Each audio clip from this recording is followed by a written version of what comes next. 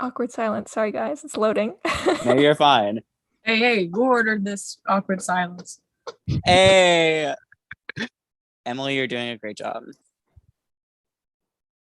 Okay, I think we're live.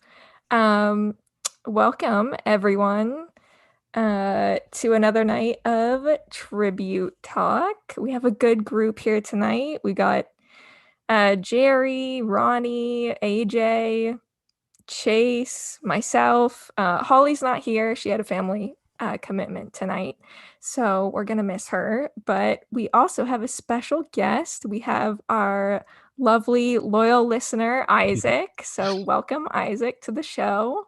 Hello. Woo! I'm always so excited when somebody new comes on. It's always so fun, like talking to people too. Like we talk online and talk on. You're pretty active on Twitter, Isaac. I'm Yeah. like always liking your posts. Yeah, I used to before, like, I guess when the original movies were out, I was super active, and then that Twitter account that I had died. And then once Oh until no. yeah, and then once Ballad got released or announced, I was like active on that account again. Okay, so I'm kind of curious, like what is your Hunger Games story? Like when did you get into it and all of that? Yeah, so I found out about the book in 2010. I guess it's when Mockingjay was being released, and my middle school library was having this like Hunger Games event. I had no clue what it was, and then my You and mom's Holly both, your library's having Hunger Games events. Like I missed yeah, out. I Very regret jealous. yeah, I regret Yeah. not going because uh it I before I wasn't really a fan, and then I read the books. It was actually my mom that introduced me. Oh, She worked at the Oh, library, cool. and she was Oh, like, "Here, read this book." I'm like, "Okay." I read it, and then I think it wasn't until like Catching Fire, like midway through, I told her, "Can you just buy me the trilogy? Because these books are amazing."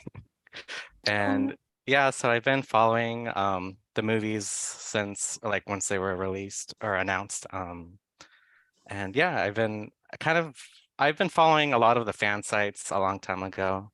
I used to like oh, look yeah, I used to circle through the like the Hob, Jabberjay, Oh gosh, Down the with the heck Hob. Cowboy. yes. Oh, I'm glad you So were a bad. Jabber.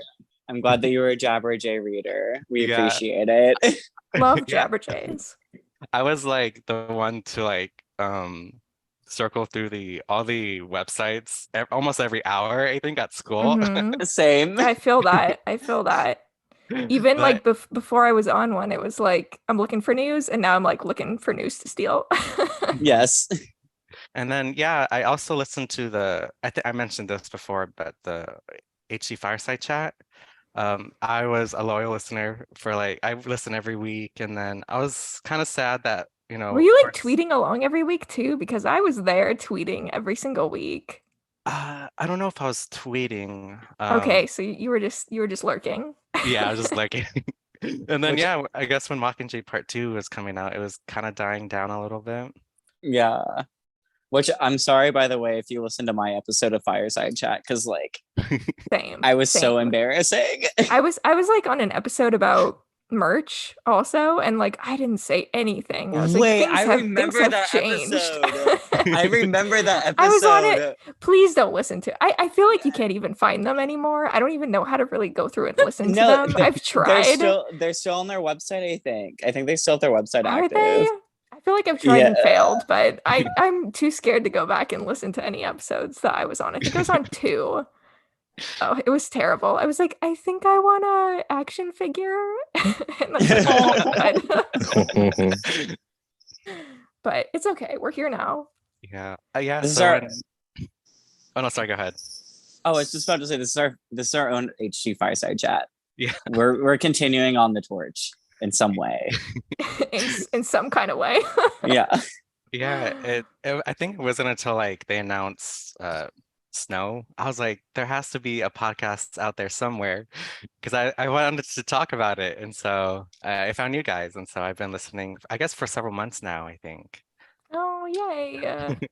Okay, well, I'm curious, like, what are your, I mean, I see your tweets and everything, but like, what are your overall feelings about Ballad so far? Like, are you excited? Are you nervous? Is there something like you're really waiting to see? Or both. Yeah, Excited and nervous. All the above. Yeah. yeah, I think I'm both. I'm just, I guess what I'm nervous about is how different it will be, compared to like I'm just like the look, but I'm also excited about that too. Um, I don't have any like super major concerns. I mean, I think so far it looks like they're following the book, so that I'm happy. Should we get into some of the things that have come up this week? I mean, Yes. You mean today? I mean, well, even I feel like a couple of days ago, there was a new filming location. We had talked about the Oh, zoo, and then there was also this oh, like monument. It was I'm, like, I don't want to say it was small, but it was kind of like, I oh, hated what is it. this gonna be? Because it is kind of smaller than anything that I pictured. I don't even know how to describe it. It like is kind of like a rectangle shape. It's not super tall, but I thought that there's it like was because stairs around it. I thought the original, like at least the original reporting from the fan sites, it was like, oh, this is going to be the Citadel, and I was like, oh, this is awful. I don't really like it. But since today, like seeing the set photos of like I'm pretty sure is going to be the Citadel, I'm like, okay, cool. I'm here for that. But I just I don't know what they would be filming in that location I don't either. Yeah, especially after seeing what we saw today. today. Yeah, It's like somebody's office. Like, is this the entrance to the underground labs? Like, what is this? it could be. It's I'm sure you guys all know. Like, have you all seen these pictures from a few days ago of like that weird, I guess, monument? I don't really know what else to call it. Have you guys seen that? Oh The rest yes, of you? the Yeah, one has with the everybody seen it? the one with the knights on it. Yeah, I can't even pronounce it. It's such a long German name. Oh my gosh, it's like It's Volsker I have it written down. Volker Schlag. Denkmal. Yeah. I don't know. They Yeah. might just be. I think they might be using like the exterior. Maybe the exterior for it because the exterior is really beautiful. I almost think they could be using the inside for something. It is very like, but like that's what I thought. I was like, maybe it's gonna be the Citadel, but like with the inside of the museum that they're filming today, I'm just like, well, that has to be what that is. Right. Yeah, I don't know. It seems kind of like it.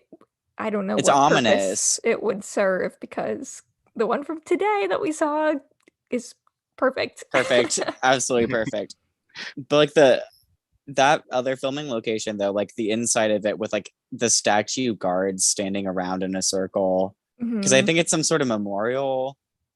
It's a war memorial of some kind.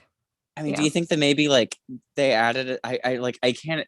I'm sure they're going to be adding scenes, which like I kind of blows my mind because I don't know what they can add in this because they have to adapt this 500 something page book. But Mhm. maybe like an added scene of like Snow visiting his like dad, his dead dad. I don't know. Huh. That honestly, like I haven't thought about scenes that they might That's add. true. It's interesting to think about because, like, in the first movie, like the scenes between Snow and Seneca, are like we don't get them in the books, but they're so important in the movie, even though they're like tiny. And yeah, I haven't spent too much time thinking about what we might get that's like added or like tweaked in that way. Mhm. But I suppose that could be interesting to bring up because that is kind of like a huge part of like Snow's like personality, and it's like his legacy of his And yeah, his father. conflict. Yeah. And I feel It's like like it would be kind of important to bring up somehow. instead of like doing like a full flashback scene of like his father and all of that, they could just have like a look at Snow's vote, like seeing his dead dad because his dad was like a war hero. And like feel like it would add enough context to instead of like getting the whole backstory of it like we do in the book. Mhm. I like this theory. Especially Thank- because I think in the other movies that a lot of the added scenes that weren't in the books are like always end up being my favorite. No, same. They're so good. They're so good. Mhm. Yeah, I feel like if they add a scene, it really has to have a lot of meaning. So I don't know. That's why they end up being really great. And then also just being surprised about things. Like I don't want unnecessary Sure. things, but I don't know. I feel like when they add something, it's always with really good reason. And so that scene ends Yeah. up being pretty powerful. So I really like the added scenes. That's why like I really hated how they deleted a lot of scenes. Because like a lot of those deleted scenes from more specifically Mockingjay Part 1 and 2 were so good. Yeah. And I just like wish that they would have just kept those in because it adds a lot more like context to the story. Especially I think in Mockingjay Part 1, I think that deleted scene was in Mockingjay Part 1 where Snow explains Mockingjays. That like if any scene that I wish was in the movie in the final cut was that scene where he's like, Right. oh, it So might needless to take that out. yeah. Well, no, I think it was catching fire. It was catching fire. Mhm. Like that. I think it's so important, and like I'm hoping that this movie will kind of retcon that and explain it even more. Like Mhm. we'll see what happens though, because I think Mockingjays have a very integral part in this book, and they have to explain it at least to a little bit of an extent in this movie. Especially since yet again we never got like a real explanation for the Mockingjay pin. I will never let this go.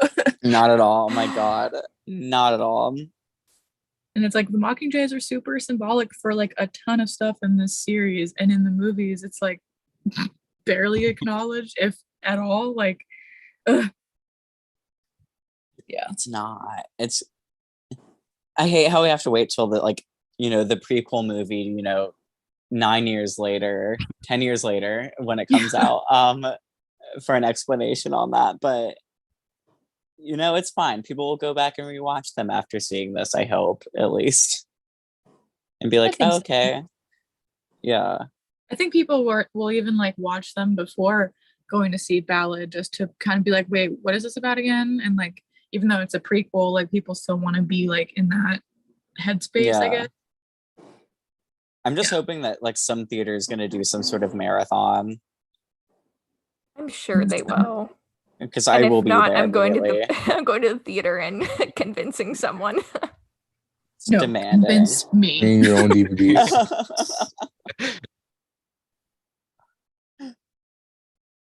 So that's that set photo.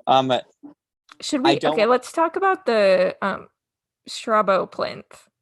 Okay, good. I was glad you were gonna go there because I wanted to save the best for last. Right, me too. You get me. It's Strabo though, like, or I guess it's the audiobook says Strabo. I'm not really sure what the correct. Strabo? Yeah, Yeah, I'm not really. Strabo. I'm not really sure what the I guess it's correct Strabo, pronunciation. I don't know though. It could be Strabo. I don't know. I don't know until when the movie comes out. It'll be canon, whatever they end up saying. Oh God, he looks good. He looks. I mean, he looks. That picture that he. The Looks picture tired. that he looks like me after work, and I have my whiskey on the rocks, like just chilling, like The just sun is having a wearing good him time. out. Yes, and I love like Dr. Gall is right No, next to that him. just like got me so excited Same. seeing that backing on the chair. Like It's real. Like it's real. Olivia Gall, like Viola Davis, she's sitting there. I didn't And notice it at first. And then it was until like later on, I was like, oh, I see her name. It reminds me It- of like in that interview that Tom Blythe did, and they're like, oh, have you read the script? And he's like, it's right here. It's like right off like screen or Yeah. whatever on his table. And I was like, don't do this. Right? Like she's just off screen somewhere. I'm so like his outfit is killing me. He looks like a little like Oompa Loompa-y with like his high-waisted pants and his little like suspenders. But I mean it's not exactly what I thought would be in fashion, I guess, when I read it, but judging on how the costuming is going for this movie, I'm like, okay, yeah, I get it. So like it matches what we saw the kids wearing at the Yeah. zoo. Mhm. It fits right into that. His very long tie. I just can't get over his very long tie. Did he post that on his Yeah. stories? Yeah, he did. I think he deleted it. Okay, Wait, because did he I Yeah, he went to it deleted and it too. wasn't there, so I was wondering if it came from somewhere else. But I was like, oh, he either deleted it or he got Well, in like, when trouble. Well, yeah, I was about to say when he like posted it, I was like, I can't believe he's allowed to do that. Right? But, I like, I guess- didn't know guess that it got he It's the deleted. didn't know he wasn't. He looks really good though. Like, I mean, just based on like this one picture, like I think he looks I think great. seeing this picture just made me really, really want to get first looks of all the cast. Same. But it also made I'm me ready. it made me realize that like this is a real thing that's happening. Because I know we've talked about this many times before. I still cannot imagine this book being a movie. It's just very hard for me to imagine it being a movie, but like it's making it real for me. That like there's Strabo sitting there drinking his coffee, having a good time. I mean, this is like the most up close picture we've really gotten, other than the first look 100%. official image. So it's exciting. It is, and I love how they like had the little tease of Dr. Gall there. Like, do we know if? I mean, I'm gonna guess Viola Davis is in Germany now. I haven't seen anything about like her being there. Like, she's not posted anything about it, but she might just be better at keeping secrets than the rest of the cast are. She was on tour for Oh yeah, the Woman King. Mhm. She was in which is Brazil so last good. week. The Woman King is so good. I really liked it. It's a great movie. I want to see it. I really recommend it. It is really, she's so badass. I cannot wait to see her as Dr. Gall. She's gonna kill it. But it's crazy that they're filming when they're filming I'm assuming the reaping scenes. Mhm. I That's never what I'm really kind of thinking too, because he's not there for that in mentioned. the book, but I feel like we have to kind of, that's what the movie would start with or have near the beginning, and we kind of have to establish all the characters. So I think it would make sense for him to be there. There's like kind of like a party happening. Yeah. I mean, they all get like underage drunk on some I know. Posca. Maybe that's what he's drinking instead of coffee. It's actually Posca. Yeah, I'm very curious to see how much they're in the film, like the minor characters, because like Sejanus's father, I don't think he interacted at all. I think he's just mentioned. He's in one scene when He's at- Coriolanus goes to With ask money, Snow, right? Yeah. Yeah. super crazy. Yeah. but he's just like, I'm gonna ask for money, and then he's like, no, I'm not gonna ask for money. Like that scene, honestly, I can see being cut because Mhm. like nothing really gets advanced in the plot, but then they have to get his character in other ways in order to Yeah. tie it in that he's, stealing important. Sejanus's fortune at the end. yeah. Oh my god. But I think he looks. Got mad all over again. I Right? know, God, he's Snow. I every single The time I worst. recommend Ballad to somebody, like if they're a fan of the Hunger Games or then just like kind of know generally what Ballad is about, they're like, oh no, I don't want to read it because Snow is gonna seem sympathetic, and I'm like, trust No. me, he's not. He's an awful, awful, He's the awful worst. man. You will be angry. You'll hate him even more after reading it. Like it's so infuriating how awful of a person he is. Like such a well-written character, but like almost to a fault. Like almost, I'm Yeah, like, no, almost like, wait, literally. you're actually so awful. Get away from me. like you do sympathize with him a bit, but it's like No. the more you look at him, it's just like, oh God, like you are a monster. Absolute monster.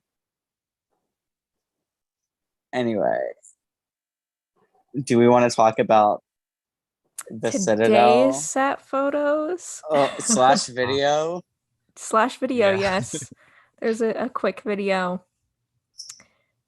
So I I'm forget watching it what right was now. the Altes Museum? I don't know if I'm pronouncing that I right. think I thought it was like Atlas, but with an E, like Yeah, I keep wanting to say ALTES. Atlas. Yeah. Altes?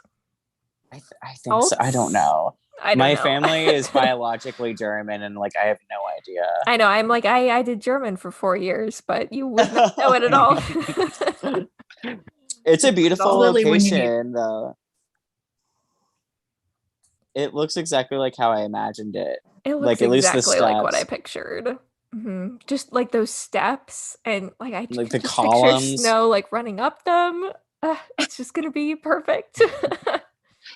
So, do we think that those are Avoxes in the red, right? I think so, I but feel like that's a whole other thing. yeah. I know Well, like how I feel about the building. I'm less sure about these red costumes. Well, like, and so I looked back in the first Hunger Games book, and like how she describes the Avoxes as literally like they dress in crimson cloaks with gold sandals. I need you to find that for me I because got I you, was Queen. looking and I got you. I I got couldn't you. find it. I got you. Because like I cannot imagine. Like, I'm sorry, my brain will not allow that to be the like The mentors. outfit. Yeah, I I do. like I think it looks stupid. I'm sorry. Like if that was There just have like an been a outfit for the mentors. couple People of saying that it's the sites though mentors. saying for Yes. sure that they know Yeah. for sure that it's. I've seen this from multiple places. I'm like, how do you know? Somebody has some insider information, and I hope they don't. I hope they're wrong because Because I it's I can't. stupid. It looks stupid. I hate it. Would you accept a answer from the Hunger Games wiki? Because I mean, I will All go right, through all the right, first let's book hear if I it. have to. Oh, where is it? I was Google or like I was looking in my Kindle and I could not find the word crimson. It Well, I found says it once, but no, it says Avox's facial or yeah, the Avox's facial appearance is no different than normal everyday lives. In the Hunger Games, they wore crimson robes, gold flats, and had their hair tightly pulled back. oh, so this is in the Hunger Games. The first movie, yeah. Hmm. But like when I imagine the universe or not the university, but like this school outfits, I'm like they're wearing like little suits with little suit jackets. Like why would they be Yeah, it's wearing like these? kind of a preppy look. Yeah, right? why would they be wearing these? I'm trying to put it culty- together in my head with what we saw everyone else wearing at the zoo. I mean, it's definitely different. It's definitely a different look than what we've seen. But I wish we could see the front because the yeah, front might be like it might be a robe where it's like the front is totally open and they're Right. wearing something different, kind of more like a robe or like a graduation type look. Oh wait, okay. So I'm looking at the video Still ugly. again. It's still ugly. It is still ugly. Yeah, I'm trying to looking make at it better, but I'm looking at the video again, and on the left side, they're wearing pants. Like they're wearing Okay. red pants with like a long red sort of like cloak situation. I don't I don't about know. this. I don't know about I this can't. either. And also the peacekeepers in the back, they're like, what's on their heads? Like I know it's some sort of helmet or visor, but like it looks like they're wearing like sunglasses. It doesn't look like they're wearing like a helmet. Wait, I'm screenshotting it and sending it in the chat. Yeah, I can't tell. It looks like, I mean, maybe they're wearing a helmet. I think it's like another type of hat because I think in the District 12 photos, some of them weren't wearing helmets. They're wearing something else. I forgot I don't know what they're called though. But you can't see their faces. No. I don't know. The whole thing's so weird to me. It is really weird. I mean, like the location perfect, but like whatever Mhm. those red people end up being, I'm a little nervous about it. The locations, they're killing it. The costumes, I feel all over the place to me. Yes. I need to I don't- see HD versions of of this. I don't know how to send a photo to the chat because I want you guys to see what I mean about them wearing visors. Not even visors, just like fancy sunglasses. Because yeah, it's like flesh colored underneath their eyes. It's not a full like visor situation. I'm just gonna send it in the group chat on Instagram.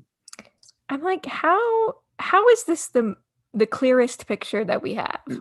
I know, like it's 2022. Where like we had way better pictures for Catching Fire. I We mean, Right?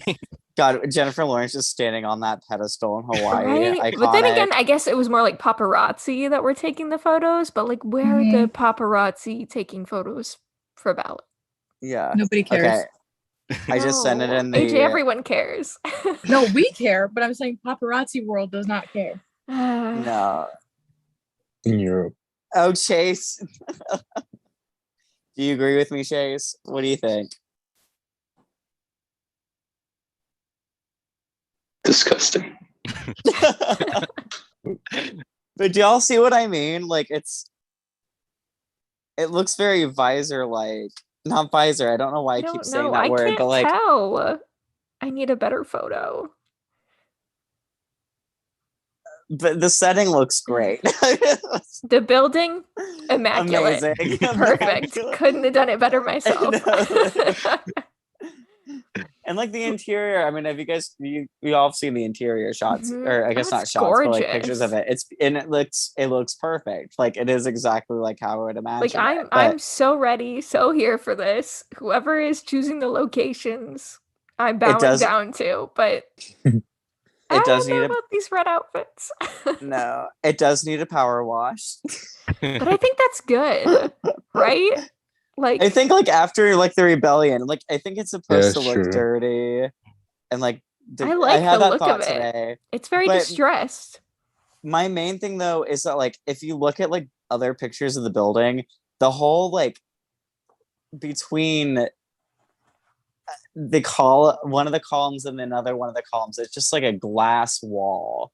And like the doorway is glass, like a glass like Mhm. sliding door and like a glass window in the middle, if that makes sense. And I'm like, it does seem capital, but like at the same time, from the vibe that they're going for, I'm just like, I I don't know. I don't know how I feel about that. I think they could get rid of that. And they're probably going to, honestly. Yeah, But I saw that too, and I was like, I don't know about the glass, but it looked a little bit too they could get rid modern. of. I mean, too modern for like a story that takes place in like, 150, 200 years, whenever the heck the Hunger Games takes place. But I think it's a great location. I'm just really concerned about, because I've seen those posts as well where people are like confirming that it's the university, or not the university, the students of the Citadel, and I'm just like, I don't Mhm. like it. I don't like it. Does anyone like the red robes? Yes. Okay, AJ. I've been real quiet because I'm like, oh. Explain why you like them? I mean, if you can, like, It makes, for me, I mean, I definitely want to like see them like from the front, like in full and everything, but for me, it makes me think of the like red Pan Am flag. Like that's what my first thought was when I saw I it. vibe. Okay, I vibe with that. I dig it. And yeah, and I don't know. I like that it's kind of weird because like, everyone in District 12 is in, that attire, and like the rest of the Capitol citizen are in their attire, and it's like very cohesive, like those two groups. And I like that if this were to be the mentors or the students, whatever, that they kind of stand out in that way, and so boldly too, because it's like right now Pan Am is trying to make the games like the main thing of Pan Am, and it would make sense to me that they would put like a lot of importance on that. I don't know if that makes sense, but No, it does. I I like it. I also like that it seems that the guys and girls are dressed the same, which is cool. I don't know. Now I definitely dig the androgyny of it, Yeah. but like that I the also silhouette's kind of different. I like that it like would be for both boys and girls. Whatever. I don't know. I like them. That's really all I can say. I mean, I know that whenever the movie comes out, or like even when we see the first trailer, I'm gonna be totally fine with it, even if they go with that. This like if it is the students, I'll be totally okay with it. But it's still giving Handmaid's Tale to me, No. with the red robes and stuff. I mean, which also I do adore. I love the Handmaid's Tale, even though they've gone kind of Way off the deep end. way off the deep I end have with that so many show. issues with that show, but we won't need to address that right now. No, I have so many issues. I have That's so many, way but I too long of still a tangent. exactly. But I've given up on it. it's kind of culty though, like the which I do dig. It's Like giving cult vibes. it is, which like I mean, I think that like if you're in the early stages of a totalitarian government, like I mean, it's Hmm. there are people that support it and people that don't. Like in the capital, especially, like there are people that support the Hunger Games and people that don't. And I think that sort of indoctrination of oh, everybody has to wear the same thing. It kind of Right. like it's normalized. I don't want to say it's normalizing, but like it's getting the Yeah. message across. I don't know how else to explain it. Like No, yeah, it's like it creates also a sense of like collective identity. yes, thank you, thank you, thank you, thank you. That's exactly what I was thinking. I watch a lot of cult documentaries. I got you. Which like I can kind of dig. I just like I have to see it on screen and like in full frontal too, because like I don't know what the heck they're doing with this. It's a choice. Fun choice It's of definitely words. No, yes. yeah, that's the shot I need as well. It's definitely a choice, but like you know, costumes in this movie, I don't think have failed me. I mean, I don't want to say they failed me, but they've definitely like changed my expectations of the movie. Like it's different than what I imagined, basically. Mhm. And I'm open to their interpretation of it. And I think it'd be interesting if they had just like all the students dressed the same or whatever.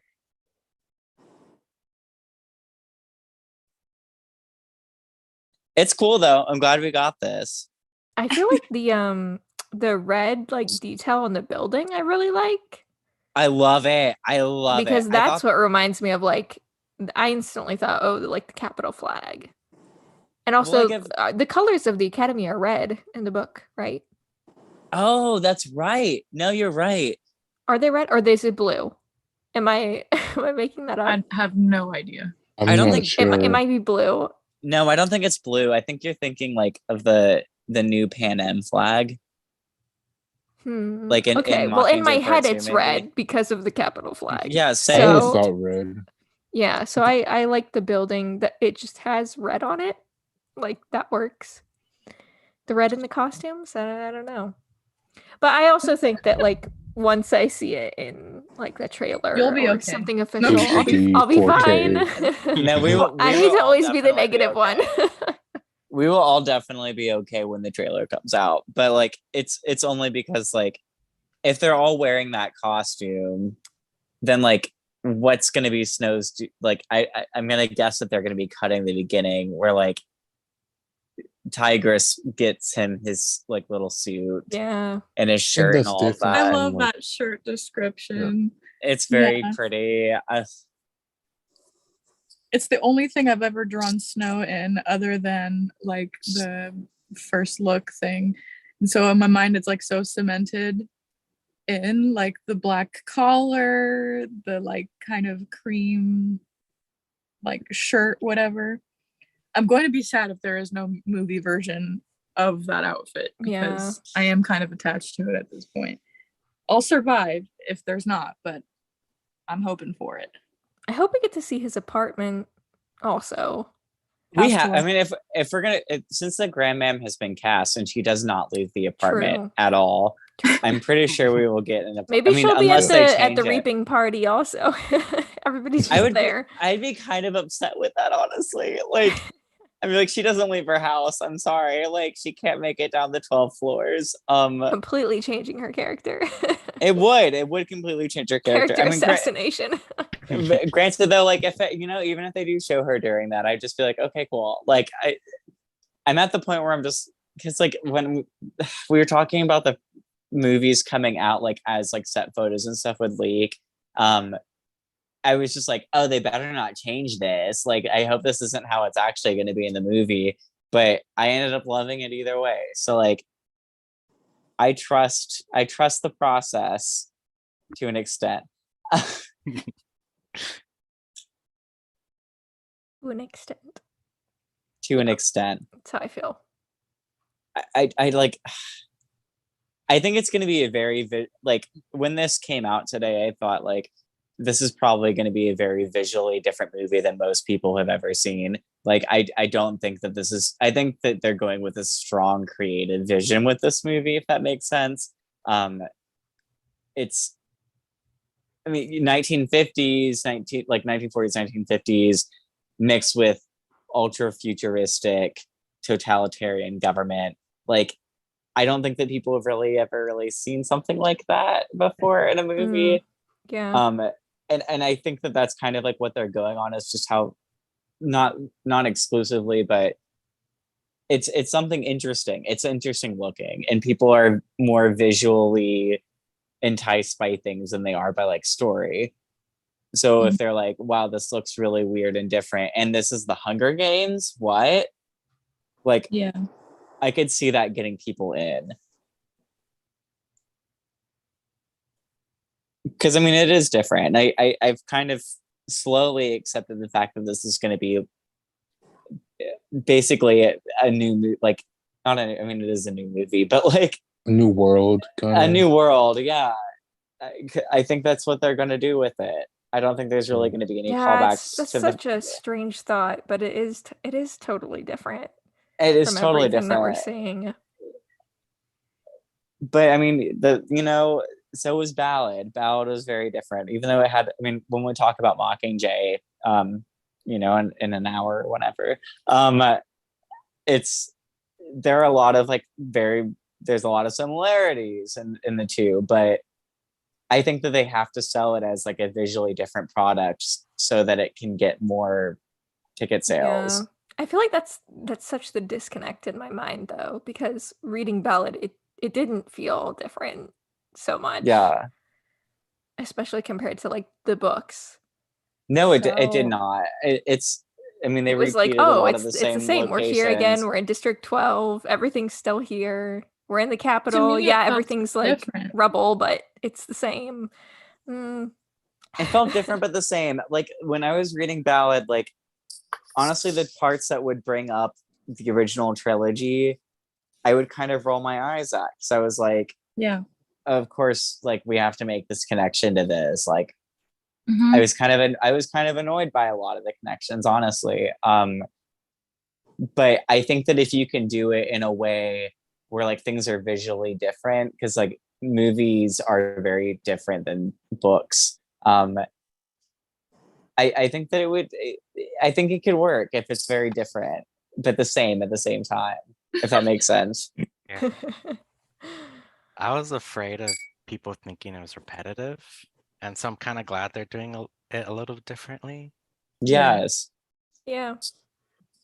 Because that's another thing too, is like because I already know how people are going to react. Like and people who haven't read the book and who will never read Ballad, like, they're milking it, like it's a money thing, whatever. Already, I mean, we're seeing all that. It's like nobody Yes, we asked for are. this. It's like, Right, yes, right, yes, I exactly. did. I prayed for this actually. Literally same. Literally. But I feel like if they had made it like so cohesive, or at least like even or like more so cohesive with the original franchise, I think those people would feel even more validated in that opinion. Whereas if it's like Yeah. very different, they might be like, well, hang on, what is this? and they'd still be wrong in the first place, but like we'd have the satisfaction of maybe winning over a couple people, even though I know that's not what it's about, but they want to get it. They want to get as much money as possible. I mean, at the end of the day, it's the movie industry. Like they want to get money. They want to get box office sales and everything. Even though like we want to think that they care about the fans and like all that stuff. Their end goal is though to get money. Yeah. But at the same time, I think the story is going to be the same. I just think it's going to be visually different. Just based on like my inside sources, from what I know from the script, it seems to be very similar. But I think it's going to be visually different, just like add a little bit of spice. It's a little bit of spice to this to the movie franchise. Yeah. I'm just happy the Academy looks good. It looks so good. It looks just great. like how I thought. Like I was so excited when I saw that. And like that I just like, who are these random people? Like the guy that posted it originally on Instagram, just like some random German guy that was like, oh, hey, they're filming the new Hunger Games movie here.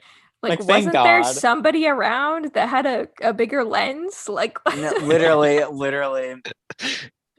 Like I mean, tourists? they are trying to keep this a lot more secret. I mean, you saw that interview with Rachel Zegler where she was like, right.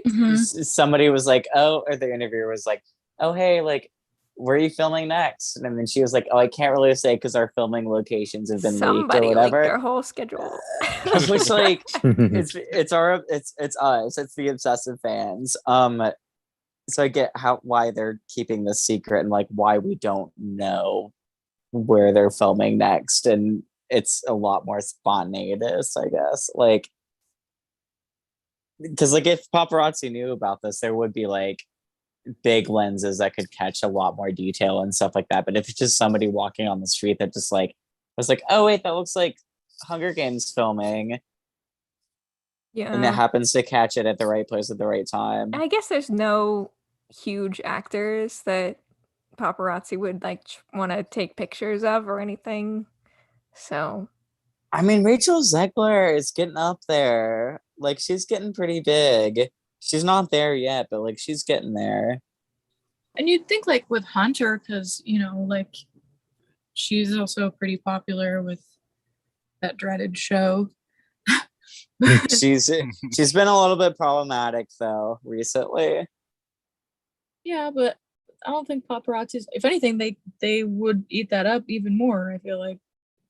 That's true. And even with Hunger Games, I feel like they would eat that up though, because like Hunger Games is such a, I mean, it is one of the highest grossing you would movie think franchises. Hunger Games would be enough. Yeah, it's one of the highest grossing movie franchises of all time. I mean, it beat, oh god, I don't want to say it beat Harry Potter, but I think it did. I can't remember if it beat Harry Potter if it was like right after Harry Potter, like except for Harry Potter. But either way, Harry Potter is just a bigger franchise, like regardless. I know it has more of a cultural impact. Right. Even the fact that like it got close to Harry Potter in the box office, like since Harry Potter had like all that time to build up. Yeah. But guess nobody cares about Hunger Games. The Hunger Games grossed, or the whole series grossed $2.97 billion, almost $3 billion worldwide. And Harry, which of like that is an I mean, nowadays that's like a Marvel movie and a half, but still, for like a I don't want to say long standing, but like a YA dystopian franchise, that's a lot of money. And like that's expected for Marvel. Yeah. Right. And we've had inflation, you know. Yeah. But also like talking about crypto and like all this other economic stuff in here. but like it's still like everybody knows the Hunger Games. Like I will still drop Hunger Games references at work and people will get what I mean. Like if somebody's at work is like, oh, like who wants to do this? I'll be like, I volunteer as tribute, and they'll just be like, oh, ha ha ha. Yeah. Like, I was or like, what references are you dropping that people are getting? it's that I guess it's, that one. it's that one, and then I also like if so like I do event management for a company that hosts like events for like different corporations and stuff like that, like Google and like the UN and all of that. But we'll have like a Google and buff the UN. and we'll have like a No biggie. buffet. We host like a buffet for them because that's like what our event space does. And they'll be standing around the buffet, and I'll look to a coworker and be like, they're standing around it like it's the Hunger Games, like they're ready to pounce, and they'll get it. Like it's, I think the Hunger Games has a. I think people get it. I think people get the idea of it. I just don't think it has had as long lasting of a like cultural identity as like other franchises have, unfortunately. Yeah. But who knows? Maybe this movie will change things. I see people like on Twitter, at least I know Twitter isn't the world. It is not what the general public thinks, but Thank God for like that. I know, thank God for that. But it's I see people on there that are like, oh, like I should check out this book. Like I'm interested in reading this now. Like it's I think when the first trailer comes out, I do think people are going to be very excited about it. At least I hope so. If the trailer is good. God, I hope the It trailer has is to good. be good. It has to be good. They were all Good. good. We never had a bad trailer. No, we did not. And I think it's the same team. So let's If pray. it's not good, then we're in trouble. Yeah. Yeah. But based on like I said, insider stuff that I know about the script, it's extremely similar to the book. And like the book is very good, at least in my opinion. And I Mm. think that they're going to do a good job with it, even though they've made some creative decisions that I don't necessarily agree with. I have faith. I still have faith that it's going to be good. And I do think that people are going to be interested. And I think it's going to be a good box office success. At least I hope so. Yeah, I trust them. Like, you have to think that like Susan Collins is in the production too. She's executive Right. producer. Yeah. And so I'm just thinking that this is her vision. You know, I trust Suzanne because she wrote the book, so she knows what it's supposed to look like. So hopefully, and yet the only reason why they're making the movie is because of Suzanne, and like they wouldn't make it without her, like her being a part of it. So that's what I'm basing my like hope on, and hoping that it does the book well. I think it'll do it justice. Yeah. I just think that I don't trust Suzanne at all, though. Wait, But I get what you're saying. I know I you get what don't. you're saying, Jerry. wait, why? Wait, no, My hope goes explain down. yourself. Goes back to this first script when Nina and Suzanne were working on it, and she was just like ready to throw everything out the window. She was ready to Oh, get no. Gail sent to the Capitol. Like, I don't Wait, no, trust that wasn't her Suzanne. script. No, that was the Billy Ray script. That was the Billy Ray. Right, but like Suzanne was down for it. No, I don't think she was. I think that like, cause like, She I think the totally thing- was. I've got to find that article again.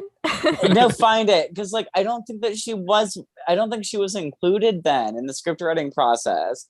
Well, Nina think made some comment about how Suzanne was willing to like change everything, and I think it was in the same That script is so bad. context Oh, of like talking about that previous script. God, I remember when I mean, have all of y'all read that script? The OG Almost. Hunger It was like Games a At script? least a whole- third of it. Like, oh no, my favorite part was when like it was right after the tribute parade and Katniss is like walking back to her like suite or whatever, and Effie is like, oh, can you sign this? And Katniss like got this big stack of contracts, and she was like, why do I need to like have permission to donate Oh my my gosh. eyes? And I'm like, the Capitol wouldn't even like have you sign a contract for that shit. Like, I'm sorry, once you're in the Hunger Games, like They don't that's they not, don't care. Like, they don't care. Like They and there's own a- you. And there's also another part, like also the Gale in the Capitol thing where like he goes to like he stays with the A boxes and like comes to Katniss and is like, trust PETA. Spoilers, Ronnie. Spoilers.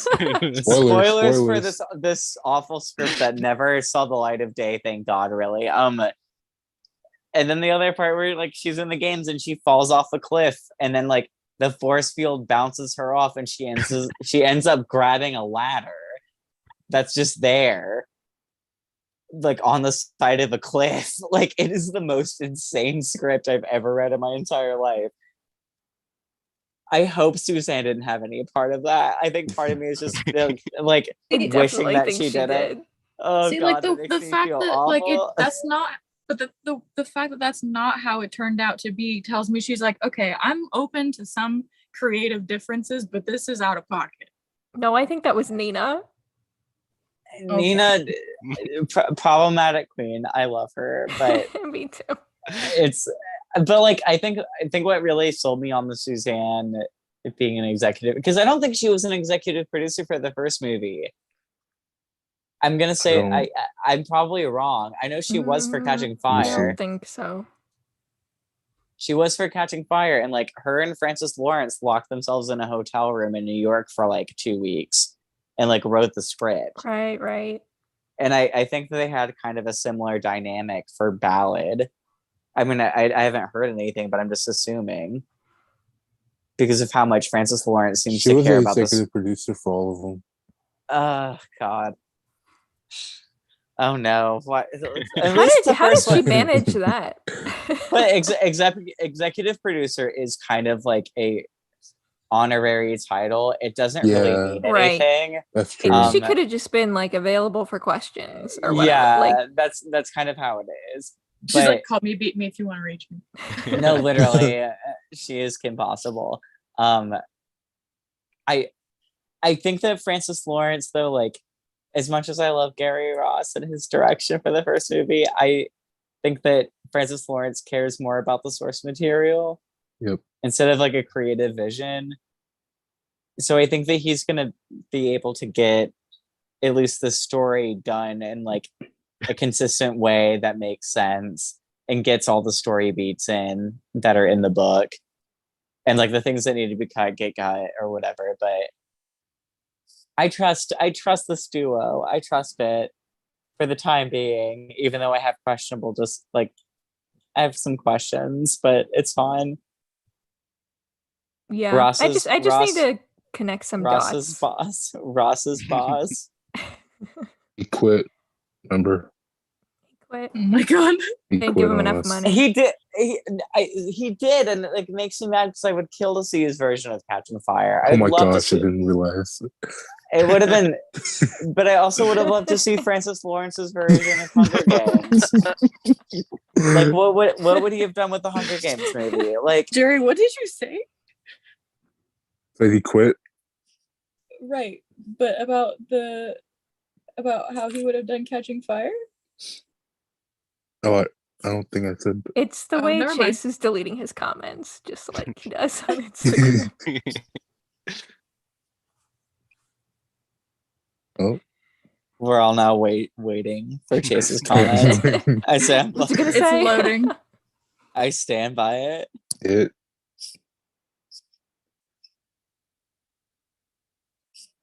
Well, I mean, the first Hunger Games movie, I think, is a very good vision. I guess if that makes sense. Like he had a direction. He knew what he was doing. I guess. Yeah. it's It's iconic. the shaky cam. The shaky cam, though, I don't hate. I really don't hate the shaky cam. Like at first, I hated it, but like it's grown on me so much, and I think it adds to the stress of the situation of the scene. And that makes sense. I've always been in favor of the shaking cam. You've always been what? I'm sorry. Into the shaky. In favor. Of Is the anyone Yeah. anti-shaky cam with me? No? Am I the only one? At one point when she was running at the start of the games, that was a lot, but I don't really have a problem with it overall. But how about like at the beginning when she's running into the woods I dig and you it. can't see anything in District 12? I like that, but at the same That's time, a I'm just horrible like, why scene would you do anyways. that? Yeah, I also That like, music is horrible. Well, Wait, your fave the- Gary put it in. wait, ooh, Yeah, that's a. I like that. I that do too. music. I think it's iconic. I think it's very It's- good. It's on the It's score. great. There's nothing though. wrong with it. It's just the shaky cam. Yeah. Get it out of there. No, my questionable direction choice for the first Hunger Games movie is during the reaping scene where she's like, "I volunteer," and then it like has a weird the cut? Oh, the Oh, Oh, the jump cut. I don't Ugh. like that. I'm like, I understand that. I get what they're trying to do to you make think it that was like, intentional? I I do. do not get that. I don't no, get no, it. no. I think it was because like it like premiering a movie takes a lot of hands and takes a lot of people to see it before it comes out. So I think that Gary Ross was like, it's just showing how frantic she was in the situation. And like I think it kind of That that adds makes to the, me want to fire the- Gary Ross. That's the I explanation. think you it give. adds to it. I hate it, but I think it adds to it at the same I time. feel like that's the explanation you give on why you're late on turning in a paper. And you're like, no. Exactly. It Which was I'm because of this, and you're scambling. That's what that Which is. I'm very good at that. So Same. That's why I feel like I can clock it. I'm like, I know what you're doing there. I see it. But like, I don't think that they would have like mistakenly like. I think that because the movie goes through so many hands before it's like premiered. Like, I think get that. somebody would have been like, okay, why is this weird cut here?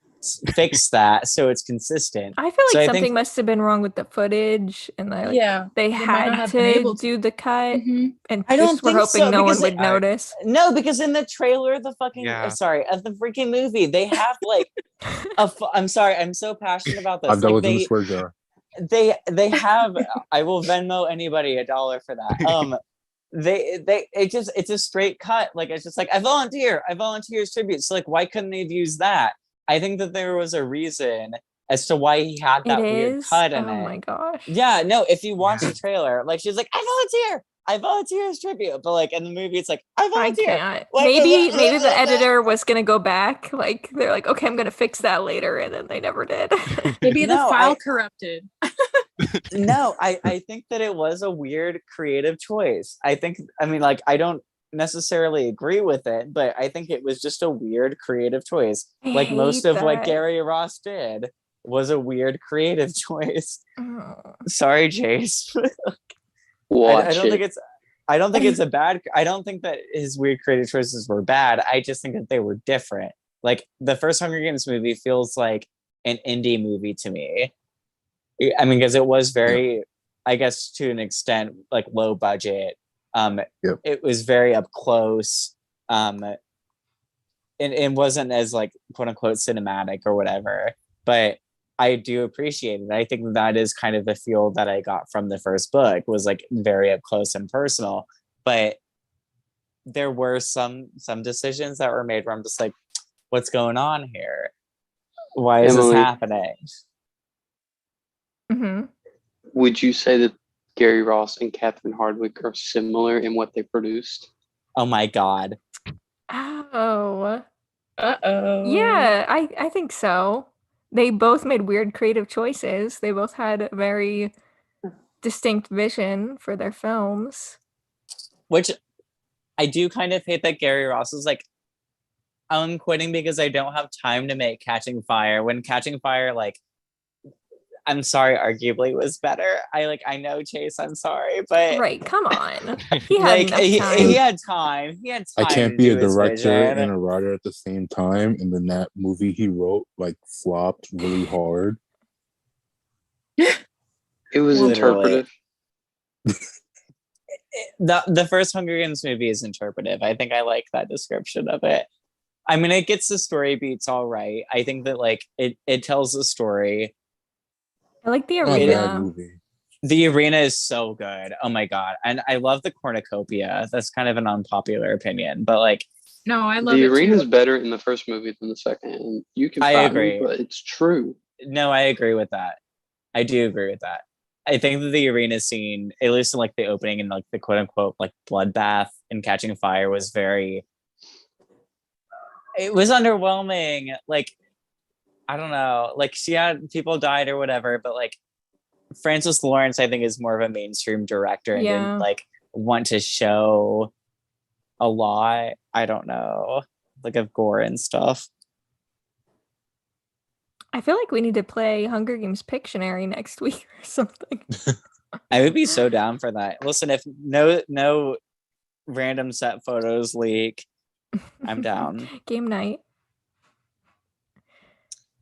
Okay. So did Should we talk about Mockingjay? Mockingjay? Oh, Which I yeah. mean,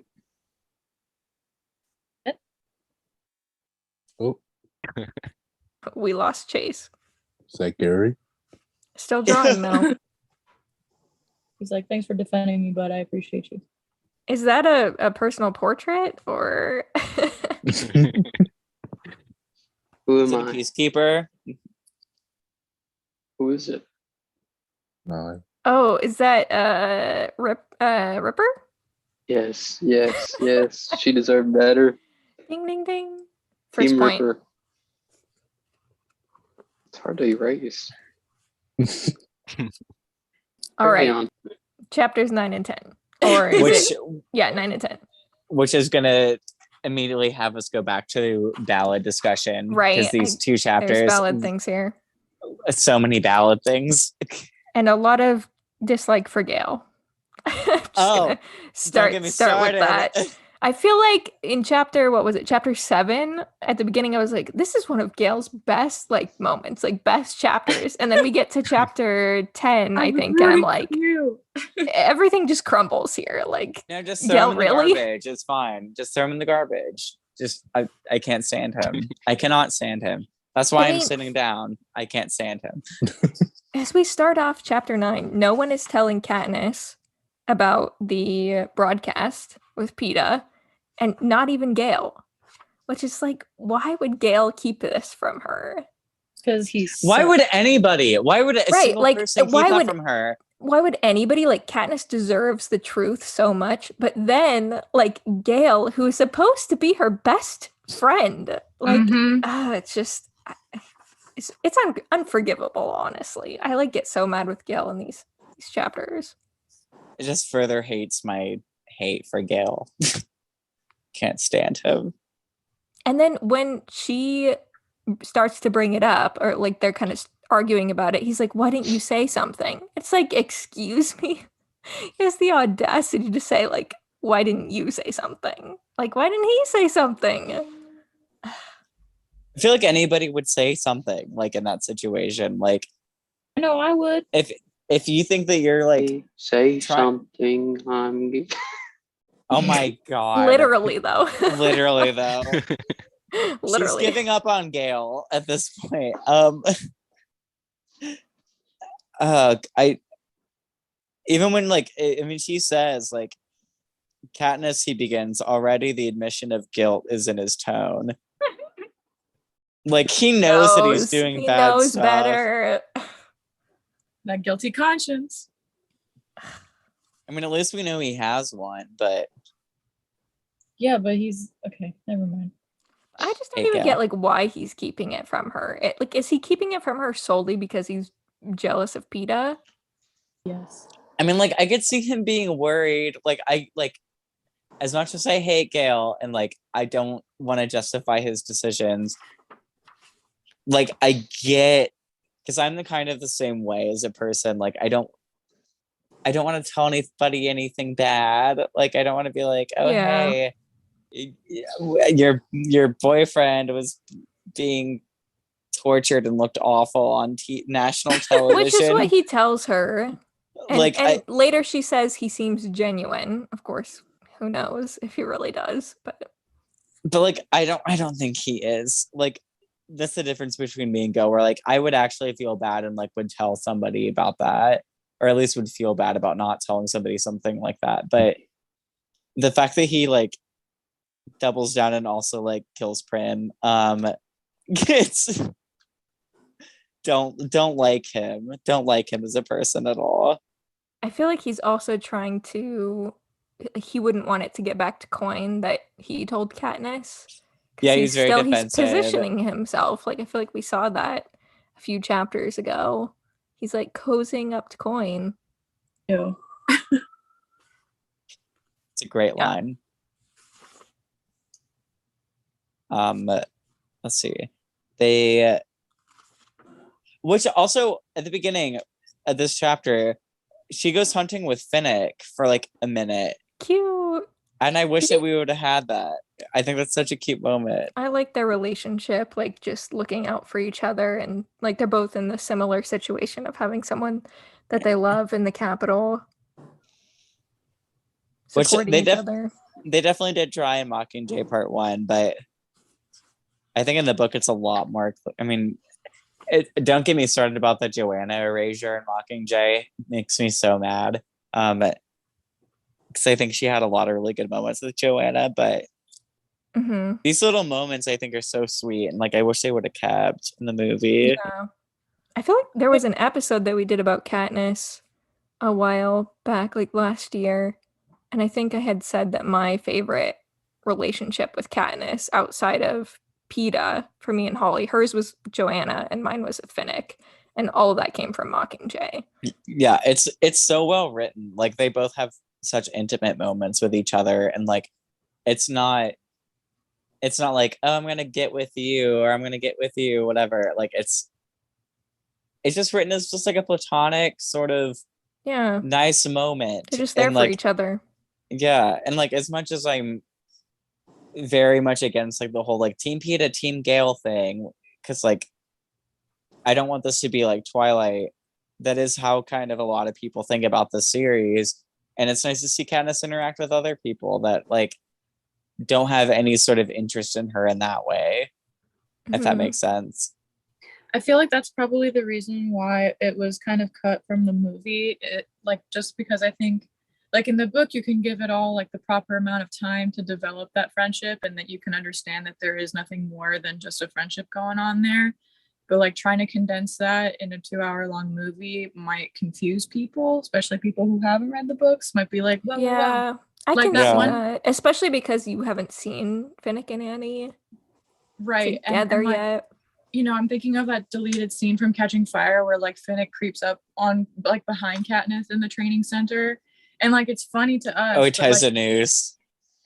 yeah. And it's like funny, but like he creeps up on her like behind her, whatever, and like to the untrained eye, you know, I feel like it could be misinterpreted. And I feel like that's probably why, like, kind of like how they cut like the Caesar interview with the tributes, like where like the tone just didn't quite fit properly into the rest of the film, or was like too confusing, or and it is a shame. I would have liked to see their friendship on screen more, but I also understand like why that cut was made, I guess.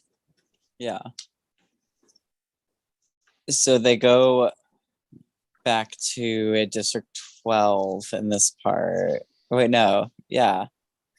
I don't know if I'm skipping too far ahead.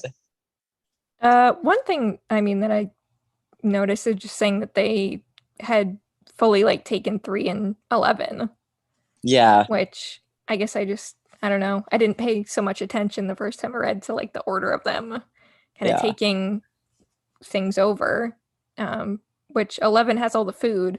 So like that really seems like that must have been a pivotal, kind of like the beginning of the end for the capital. Yeah. I mean, the ladder is what she says on 119. The ladder is so crucial since it's Panem's main food supplier. Like it's interesting to see, like, I don't want to like connect this to current events, but like kind of similar vibes to like the Ukraine Russia situation. Because like Russia ended up cutting off like Ukraine and like a lot of the world's food supply. It's interesting how like just to see like how fictional wars go and like then see a real life war, like major war in our lifetime happen and be like, oh, it's kind of, I see what they're doing here. Like it's very, if that makes sense. Yeah. Similar you see what vibes Suzanne was going on. trying to get to. Yeah. I mean, her dad was in the Vietnam War and stuff like that. Like she knows about war. And I think it definitely like it definitely shines throughout this entire series, but this book specifically, it's very Mhm. this is a war book Mhm. and it's very upsetting, but like I just think it's crazy that she wrote this for like teenagers and it's so real even still, and it still has like a connection to us years later, and it's still like it still hits home a bit. She's always been ahead, I feel like, in that way. And I think Definitely. like the subtlety of her commentary transcends even beyond just like, oh, this is about war and like ethics about war. It's like, no, it's much deeper than that. Yeah. And it's like multi-layered. And I always felt like she's kind of like you get it or you don't kind of thing. Like, I don't, that sounds really condescending and I really don't mean it like that. I just mean it like, I guess, or more so, a better way of saying it maybe would be like, you take away what you can from it, and there's definitely like multiple things you can take away from it. I Yeah. don't know. It's like Yeah. people that I've had read that have read this series or like made read this series. They you're kind of right. They either get it or they don't. It's she has a very strong message that she wants to say, and it was the same thing with Ballad, where like at first I wasn't really getting it, but by the end of it, I was like, okay, I get what you're saying. I think she writes things with purpose, Oh yeah. and it's just like I'm so thankful that we have her around as an author because she's just I think she's Suzanne. brilliant. Like, I'm glad that she's not on social media because I don't want to know her problematic takes, but she I wish that she was a little bit more engaged a little bit, honestly, with the fandom, but I'm glad that she's not. I feel like yeah, that's like a hard thing to navigate. That's a hard thing to balance. 100%. So later on, and which part would you like to talk about next? I mean, so we're in District 12. I'm at the part where Cressida was asking Gale to like talk through and kind of reenact what happened in District 12, which is totally different in the movie. Like it's so cool that they like took that part and expanded on it the way that they did in the film. I wish they would have shown it. I really wish they would have shown it in the movie. It's like that and Haymitch's games. I wish they would have had in the movie. But it's also like so emotional.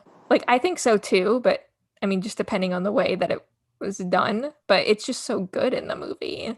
It is. I think as it is. And then we're at the lake and there's the house by the lake. The house where Lucy Gray may or may not have passed away. Who knows? It's so interesting that she's thinking about like, who will come across this house in the future. It's just like there's been a long history here of people using this house and coming to this lake. And also like the fact I wish that they would have like had it in the movies because it's such like a personal thing for Katniss. Like she doesn't even want to take the Propo team over to the lake because she's like, this feels like an invasion of privacy essentially. I wish that I really wish. Yeah, little did we know. I know it would they have been needed important. They would have been important. It would have been so important in the movies. But it's fine. They'll think of something, I'm sure, hopefully. I hope. But then the whole Pollux thing, which like my favorite. I love Pollux. Gosh, the like one line that stood out to me, the notes that ended up as background music to her murder. Yes, so upsetting. When she does the Mockingjay tune. And then we get into the hanging tree, which as ballad aficionados, we know is a lot deeper than how we what was funny was like when I was rereading this, I was like, I'm like, wait, the hanging tree is this deep into the book? Like it's a very iconic song, and like I sing it every single time I read it, but for some reason I thought that it was earlier, or like even I don't even know. Like it's it's crazy to me that it's in like the last book of the series and just like such a throwaway Yeah. part It just when like randomly comes up. yeah, and like it's not really ever mentioned again except for like towards the end briefly. And I'm glad that like in the movie they made it into this big scene where like she sings it Mhm. and then like the rebels go and like bomb the dam or whatever. Yeah, so I feel like good. it made Such the a good hanging scene. tree even bigger than it, much bigger than it was. Yeah, Which is so funny because you'll have like the Mockingjay pin that's like the symbol of the entire franchise. Meanwhile, we don't, to a movie viewer only, we don't know why. We don't know why that is. But then like the hanging tree is like the anthem, yeah. Hmm. which is fine. I mean, because it ended up being important too. So Yeah. I'm glad that it's gonna be. It was a big thing, so that it can be a big thing in Ballad. But Yeah. It's funny how it worked out that way. I mean, it played on the radio. I mean, at least the Rebel remix, Oh, which yeah. I hate, but it was still like people know that song. Like, I think that's more famous. I would at least like to say that it's more famous than Deep in the Meadow, like as like a cultural moment I in think so. non-book It made readers. me Like, more emotional. That's for yeah, sure. I think more people know the Hanging Tree song than they do Deep in the Meadow, which like Deep in the Meadow also is a bop, but the Hanging Tree, so good. I just think it's funny, like her theory on like if that makes sense on like why it was written. Yeah, she really goes into detail about like What thinking happened. through, what does this mean? Who was this person? Why did he want his love to flee and be free? Like Susanna's like, pay attention. This will become important in 10 years from now. the way that Like, the way that I'm it doesn't, inspecting this though. and being like, are there any clues here about But anything? like there kind of isn't. Like it's very different than what actually has happened. Right, Like, it's at totally least in off. Ballad, like she's the phrase she says in the phrase where I told you to run so we'd both be free is the most troubling, because at first you think he's talking about when he told her to flee, which is what happens in Ballad, presumably to safety, but then you wonder if he meant to run for her to run to him to death. In the final stanza, it's clear that that's what he's waiting for, his lover with her Yeah. rope necklace hanging dead next to him. But like that's not what happens in Ballad. But it's Billy, right? He's the Billy Not Toe? Billy. No? It's Arlo Mm-hmm. and Lil. Is it Arlo the whole song though? Yeah, I think it is, right? Like, I think she at the does end the- about I think Coriolanus thinks finally that it's Billy Tope too at the end. At the third stanza or whatever. He relates it to Billy Tope telling Lucy Gray to die with him. but like that she sang that song like I'm gonna have to read Ballad again for like the third time. The where I told you to run so we'd both be free. That's Yeah. Arlo. No, because Arlo or no, Billy said that to Lucy, right? Like where he was like, "Let's meet at the hang." No, Oh, when Lucy told Coriolanus that it was like, "Let's meet at the hanging tree." I don't know. But she wrote that before Yeah, saying that. But Did I- she write I that thought with that- the intention of I thought singing it to him? I thought that that's what she meant. Honestly, was like the intention of like having him meet her there. I don't the know. lyrics are Katniss- so confusing to me, guys. Katniss was way off. Katniss was way off, and also like with the lyrics, if we met up at midnight in the hanging tree. In my head, because of the song, it's if we met at midnight at the hanging tree. The up bothers me because I like when I sing it in my head, it doesn't go with the music that I have in my head from the movie. Yeah. I really like the way that the reader sings it in the audiobook. I mean, Oh it's my not like god! she doesn't sing it a lot, but Are you coming to the tree? Yes, it's very. or like all those renditions, fan renditions on YouTube that I used to have stuck in my head before the movie This version. one came out. I hope that they like. I wonder if they're gonna do the version that we know in the movie. Like, I could see them changing it, but like, why would they at the same time? Like, I think that they would keep to the Yeah, like original. everything in the movie. Why would they? No, like really though. I'm like, yeah, I could see them changing it, but Some why things would have to they? stay the same. Yeah, something, and I think the Hanging Tree might stay the same, honestly. They're I like, think it'll be actually, the it's not same. the Hunger Games anymore. Literally. This is actually Um, a Divergent reboot. this is actually Ascendant. They like call the Hunger Games something else. Then they did a rebrand. I mean, I think what's the official title from like the teaser? Is it called like The Hunger Games: The Ballad of Songbirds and Snakes? Yeah, Hmm. yeah. Which like I worked at a movie theater for like 4 years, and like no one's gonna say that. They're just gonna say the new Hunger Games movie. Yep. Yeah. Yeah. And like when I talk about it on Twitter too, for like the locals, like I refer to it as the new Hunger Games movie. Right? Yeah, we have a drive-in theater near me, and every time I drove past the sign, it just said Hunger Games 2, 3, or 4. No way. Yeah. I guess because they have so many letters that they have, so they can't like use the That makes can't- sense. yeah. But it's Yeah, still like if you were to say just like Catching Fire, I don't think people would really get it. true. Kind of a Hunger shame Games though, 2. because like I think Ballad of Songbirds and Snakes is a very good title, but I do think it's a bit long. Yeah. It's way too long. Should just be Songbirds and Snakes. Forget the ballad. Of Should we see- Songbird. It should just be Hunger Games 4. No. Hunger Games 0. Well, yeah. Hunger Games half. Hunger- 1.5. 0.5. Hunger Games negative 100 or negative 74. Hunger Games 0.5. I can't. I mean, I don't really know what else you'd call it, so like I'm here for it, but I do think that's what people are gonna call it. It's just like, oh, the new Hunger Games movie. Yeah. Is kind of like what I've been Mhm. seeing is the new Hunger Games movie. Yeah. But she does the Hanging Tree, and she talks about it a bit, which kind of different than like how it actually is in Yeah. Ballad, but it's fine. And then Cressida is filming. I like when Plutarch is like, where do you come up with this stuff? Like, oh my gosh. I don't know. Plutarch is funny.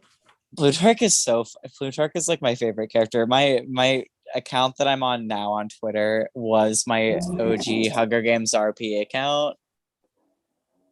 Plutarch as Plutarch PN. Oh. So I have a very special connection with, and it was before Philip Seymour Hoffman was even cast. The person that I had as like my profile picture was one of the people in the hey, who ordered this pig scene. It was just a random guy in the background. I was like, that's Plutarch. I want the So- Plutarch prequel. No, same. Yes. Plutarch is such an interesting character. For real, because like he was capital, but defected, and then defected really hard. But Which then I it's wonder what still happened. Weird. Yeah, Like- I want to know how that came to be. I feel like he saw the original games that Snow was in, or like that Snow participated in, Mm. because I like his name. Plutarch is Yeah. a famous historian, and I just have it in my head that like he likes books and history, and like went into the archives and like started reading stuff. And Ooh, I like that. I like just that. I just want this prequel about what Plus- changed for him.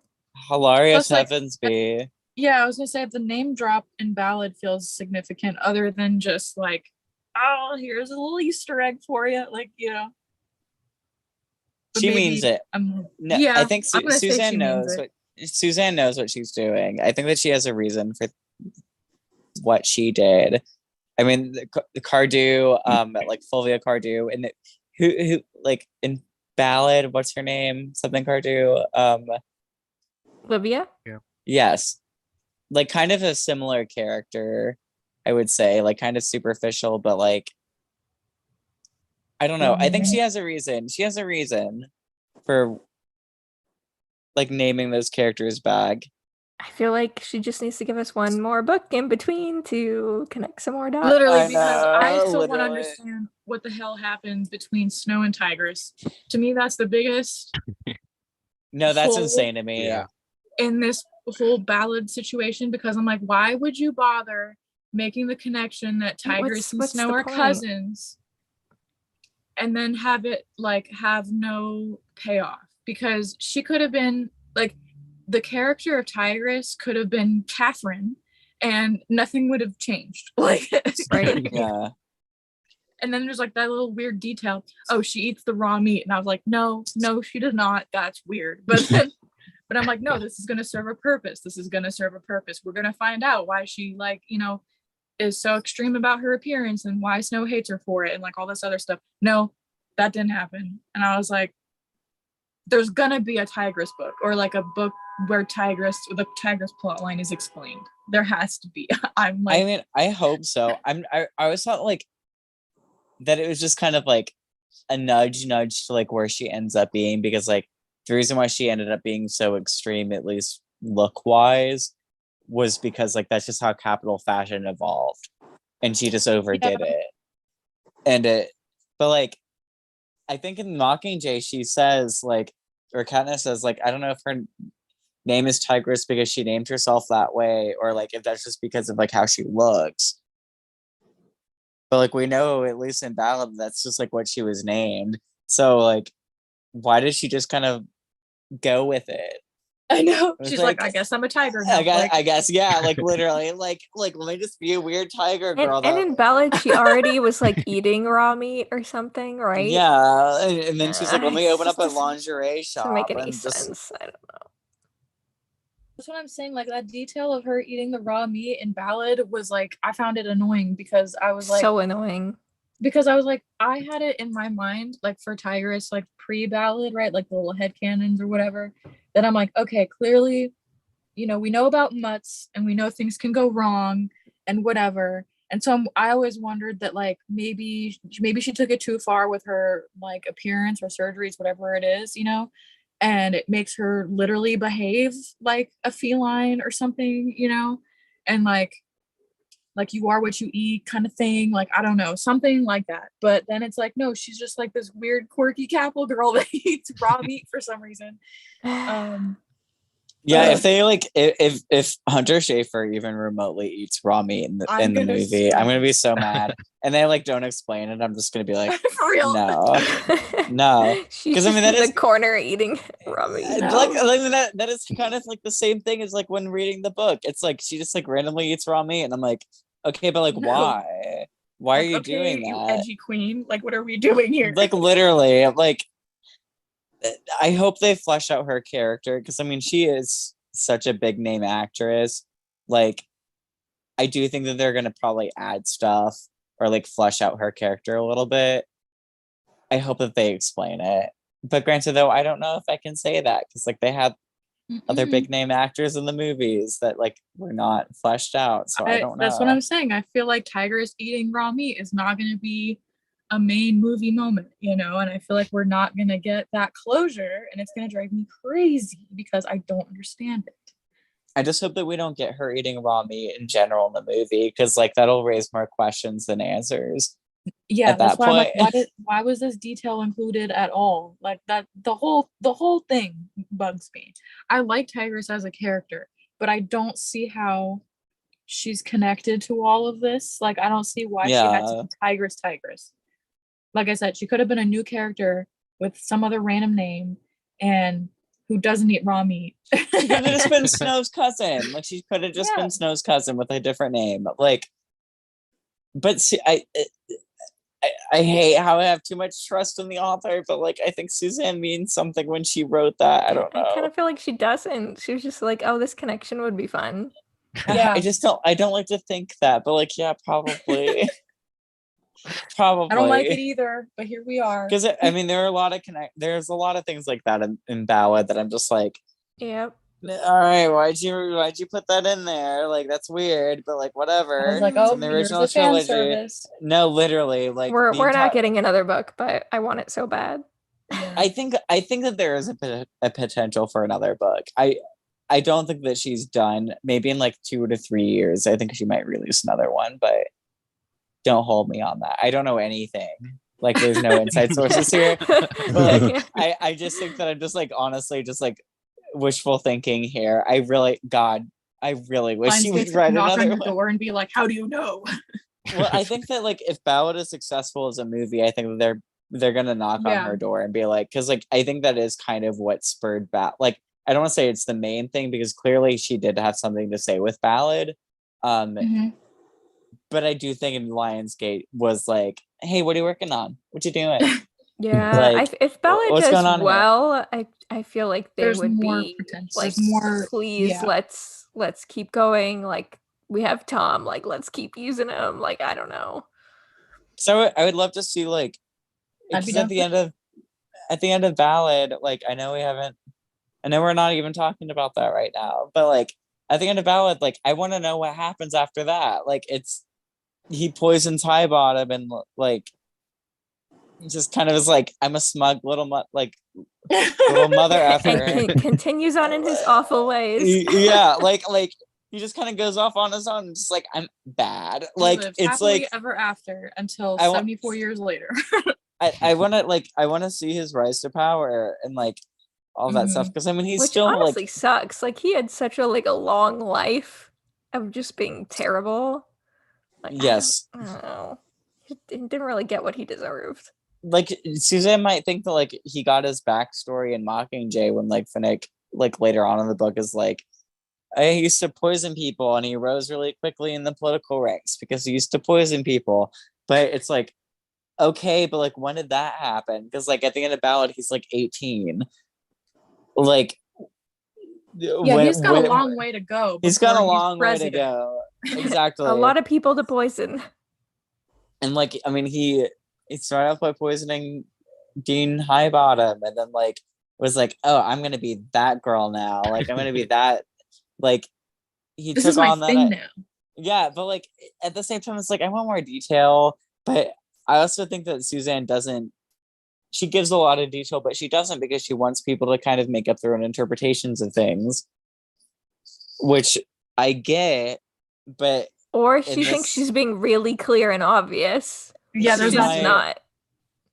Listen, I just have her on such a pedestal. Like it's hard for me to think of Relatable. her in that way. But like you probably are right, honestly. Isn't that like what her editor said? Like, oh my god, John Leviathan or whatever his name is. I've met him. oh, you have? That's Yes, I met cool. him at a party in like 2017, I think. He's That another Ronnie with the he's- stories. he's that's what I'm known for. My manager literally looked at me once and was like, how do you have so many things happen to you? Like, I don't understand it. But no, I met him at a party once and like he was very sweet and like I didn't know who he was for like a good minute. And then when he said his name to me, like his full name, I was like, Hunger Games? And then he was like, yeah. Like I was like one of the editors on the Hunger Games. And I was like, girl, like, let's talk about this for a second.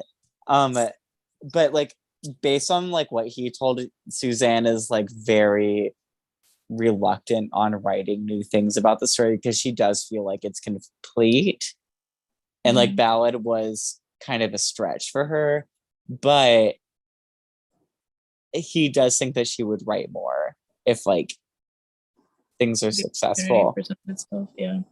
So like everybody right now, buy your tickets to Ballad. They're not on sale yet, but just like do it. It's okay. Just Pre-order. figure out something. Yeah, just figure out something. It's fine.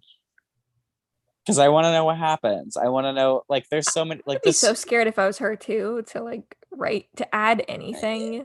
Like Same. To add to perfection, you know.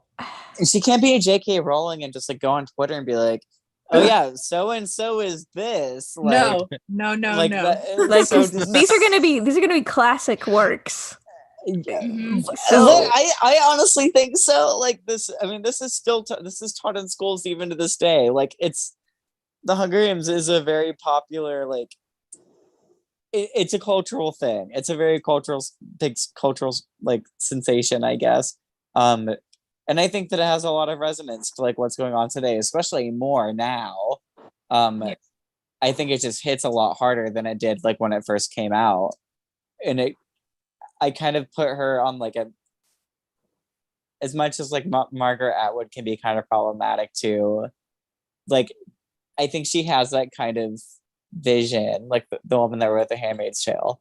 Like Mhm. it's a like lot when of Coin talks about Katniss. She's like, she's mythic. That's Suzanne. literally though, like a lot of the stuff that she wrote about, I'm just like now rereading it, I'm like, oh, I don't know if it's just because I'm getting older, but like I'm just like, oh, I get this more. There's so many things reading as an adult, and it's not to be like condescending to like teenagers or younger people or anything, because I'm only 25 too. But like when I reread, because when I only read The Hunger Games twice, once in 2012 and then once in 2020, Oh my and like in God. preparation for Ballad. I know it's nuts, but I just don't like reading, so that's what happened. But like aside from just like, oh, that's a fun little detail I forgot about, I was like, whoa, this is so much more layered than I could have ever anticipated. And like I've had my own experiences in real life too, where like, I mean, there's so many reasons why Hunger Games is my, main special interest. I've used it to relate to the world because, I struggle with that. And then I've had my own real life experiences and I'm like, yo, I feel like I totally know what she's talking about here. And sometimes it's a little eerie. I'm like, get out of my head, girl. Like, No, I then feel that so hard. and then to think, that like the first book came out in like 2008, right? I think. It And did. it's like, yeah. And then it's just so That was when I read poignant. it. Yeah, but it's just so like, I don't know, man. I talk about this with my therapist a lot. We're both like, she knows things. She knows things. She's like, she knows things. I don't know how else to put it without getting TMI, but it's just like, it's like eerie how accurate she can be with things and then so masterfully layer them into her story in such a subtle way. Yes. I don't know. It's like there's so much to it. It was my same experience when I read Ballad for the first time, because I was 2020, so I was, what year is it again? 2022. I was 25 when I read Ballad when it came out, and like it hit harder than any of the other books, I think, for me, because it was so much more relatable and like more realistic on like what, I guess she was just kind of going with like whatever the times were. Like she talked about a pandemic in it. She talked about war. It just was, it hit harder reading it as an older, like as an actual adult, than I did when I was like, 15 when I read the first book. It was very, I think that she has something to say. And I don't like it when people discredit her writing, because like, I think that she is very intentional on what she has to say. And I think that a lot of her lines are very intentional and kind of say something about society now. I don't want to sound like a weird hipster, but like, No, I am right there with you. Like my therapist and I always joke that like we're our own social circles as like little conspiracy theorists. And it comes from a place of like, I've just like both seen and experienced such awful things. And I'm like, I know how truly awful people can be. Like I fully believe everything in Hunger Games is entirely possible and not far away from us at all, yeah. And then I know like if I meet somebody new and they're like, oh, what are you into? I'm like, The Hunger Games. And they're like, oh yeah, it was a fun movie. And I'm like, you're not the person I'm gonna talk to. No, literally, I'm like, you don't get it. You don't get it. It's literally what I say. And it's fine. It's fine for people to be like casual fans. I have nothing against that. I think it's great. But then like, yeah, occasionally you'll run into someone who's like, I don't know, I think her writing is a little wet. And I'm like, no, you don't understand anything. Like, get away from me. No, literally. Like, I think that she's like legitimately a very amazing writer, and she gets slept on a little bit. Like, it's Mhm. like, we get it, I think, as a group, Yeah. but like other people don't, which is very infuriating to me. I And then when you let say people shit like that, people think you're being condescending, and I'm like, no, I really don't mean it like that. It's just like, literally when I told one of my coworkers how many times I saw the first Hunger Games movie in theaters, which I don't know if I've told you all how many times I saw the first movie in theaters. How many, Ronnie? Mind you, I worked at a movie theater at the time, so I got to see it for free a lot. Oh no. I saw it like Oh, 72 times Wow. Oh my in gosh. theaters. And I told a coworker that when I was working at Panera Bread in like 2013. Your she looked opinions at- on the movie must be solid. I have trust me, I have a lot of opinions about that movie. I do love it, Chase. I do love it, but when I told Must be that pretty girl good that- to watch it 72 times. Ooh. Listen, get up to my level. Get up to my level. Just do it. It's online now. Just watch it. But when I told that girl that, she looked at me and she said, and I quote, "You probably shouldn't tell people that." no. What? Get Yes. out. I'm not kidding you. I hope This that is not a safe space. hope She that's was not. the day she deserves. Okay. Literally. And I was just like, oh, Absolutely not. okay. And then I kind of just like didn't talk about the Hunger Games, even though it's like such a big part of my life. I didn't talk about it with really No. anybody other than my family. Ugh. There's It's- people like that, and whether it's the Hunger Games or like other stuff I'm into, and like people will say shit like that, stuff like that, and I'm like, I, with my whole heart, feel so sorry for you that like this is how you feel that you should be about not only like life and not just like whatever interest it is we're talking about, but like this is how you feel like you need to operate in life. Right. makes Like me how so restrained and incredibly sad. restricted must they feel Exactly. about anything that they enjoy? Like tangent, know- but like so many people make fun of Imagine Dragons, and they're my favorite band, and like I get made fun of for that all the time. And I I'm do like, love Imagine Dragons. Really? thank you. What's wrong Yes. with Imagine Dragons? Yeah, what's I wrong heard with that that? a lot, too. Why do people Hello. It's so it's crazy. Like the fucking start this. I'm so sorry. It's late at night. I'm swearing now. I'm also Everybody gonna gets a turn. Darn. I've gotten into so Oh. many, like I've been not really cyberbullied, but like mildly cyberbullied because of it. And I'm like, do you understand that like I'm not saying that everyone needs to like their music. That's not even the point, right? I'm just like, their music and their like being a fan of them and their shows and whatever has brought me so much joy and peace and comfort in life. Like you don't have to like it, but why do you feel the need to like hate on them so hard to the point where it becomes a meme? Like it's become a meme. And I'm like, I feel so sorry for y'all. I really do. I'm like, your lives must be so bland and like boring. Like, I don't know. And so I say that for Imagine Dragons, but it's true for virtually any, interest, honestly. But yeah. It's like, let people enjoy things. Just let people For enjoy real, things. if it's not hurting anyone, let people enjoy things. I came across a TikTok a long time ago on my For You page, which I was like, I think TikTok got me backwards here, but it was like a person, and it was like a joke video, but I know they were also not joking about their opinion. They were just joking about their delivery, where they were like, imagine meeting somebody and them telling you that their favorite band is Imagine Dragons, and then they pretended to like throw up or whatever. And so I commented, I was like, me with my Imagine Dragons tattoo sleeve, like with like the wide eye emojis, I had so many people telling me that they were calling the cops, and I was like, everybody relax, okay? It's just like, listen, So dramatic, like I know, hate was like- TikTok. I mean, I love was it, like- but I also hate it. I was like, people I are. get that- I was like, I TikTok get is the that, new like, Tumblr. Like, for real. But I was like, I get that some of their songs get overplayed on the radio, but that's not their fault. If they get overplayed, it's because they're good songs that people like, like there's a reason Yeah. why. And then I'm like, okay, but that aside, like they're the least problematic people ever. They do so much like philanthropy and they support so many different causes. They put their money where their mouth is. Like they're just good freaking people. And I'm like, at the very least, just respect them for that. And then like Corey Taylor from Slipknot like made a bad comment about them. And I love Slipknot and I love Corey Taylor. And I was like, oh, we're not doing this, sir. We are not doing this. And it got so bad that like Dan Reynolds' kids were getting bullied at school.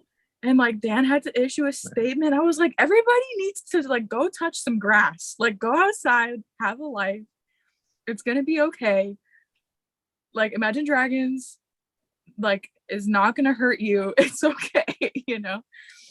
So anyway, that was a really roundabout way of saying, Ronnie, you should be proud that you've seen it 72 times. I've only seen it 6 times in theaters, and now I feel like an amateur. And I'm jealous that you've seen it 72 times. I mean, you guys don't want to hear my Catching Fire numbers, but yeah. I mean, whatever, you know. Either way. I just want to say, you know, Suzanne Collins is good because ever since she wrote The Hunger Games, Shakespeare hasn't written anything. He's been Very quiet. true. So he's been scared. real quiet. Real quiet. It's almost like he went underground or something. You know, I think he's still out there somewhere in like Brooklyn or something. I don't know, but Probably. he's not been talking much since then. It's so I think that she is a very good writer. Like when I'm glad that we're doing these rereads of these chapters, especially Mockingjay, because Mockingjay is my favorite book. Like I hate to admit it, but like it is my favorite book. It's Why do you hate to admit it? I don't want to say I hate to admit it. It's just I think it's like the most quote unquote unpopular opinion. Like people usually like when I tell them like, oh yeah, do you like the Hunger Games books? Or like, have you read the Hunger Games books? So like, yeah.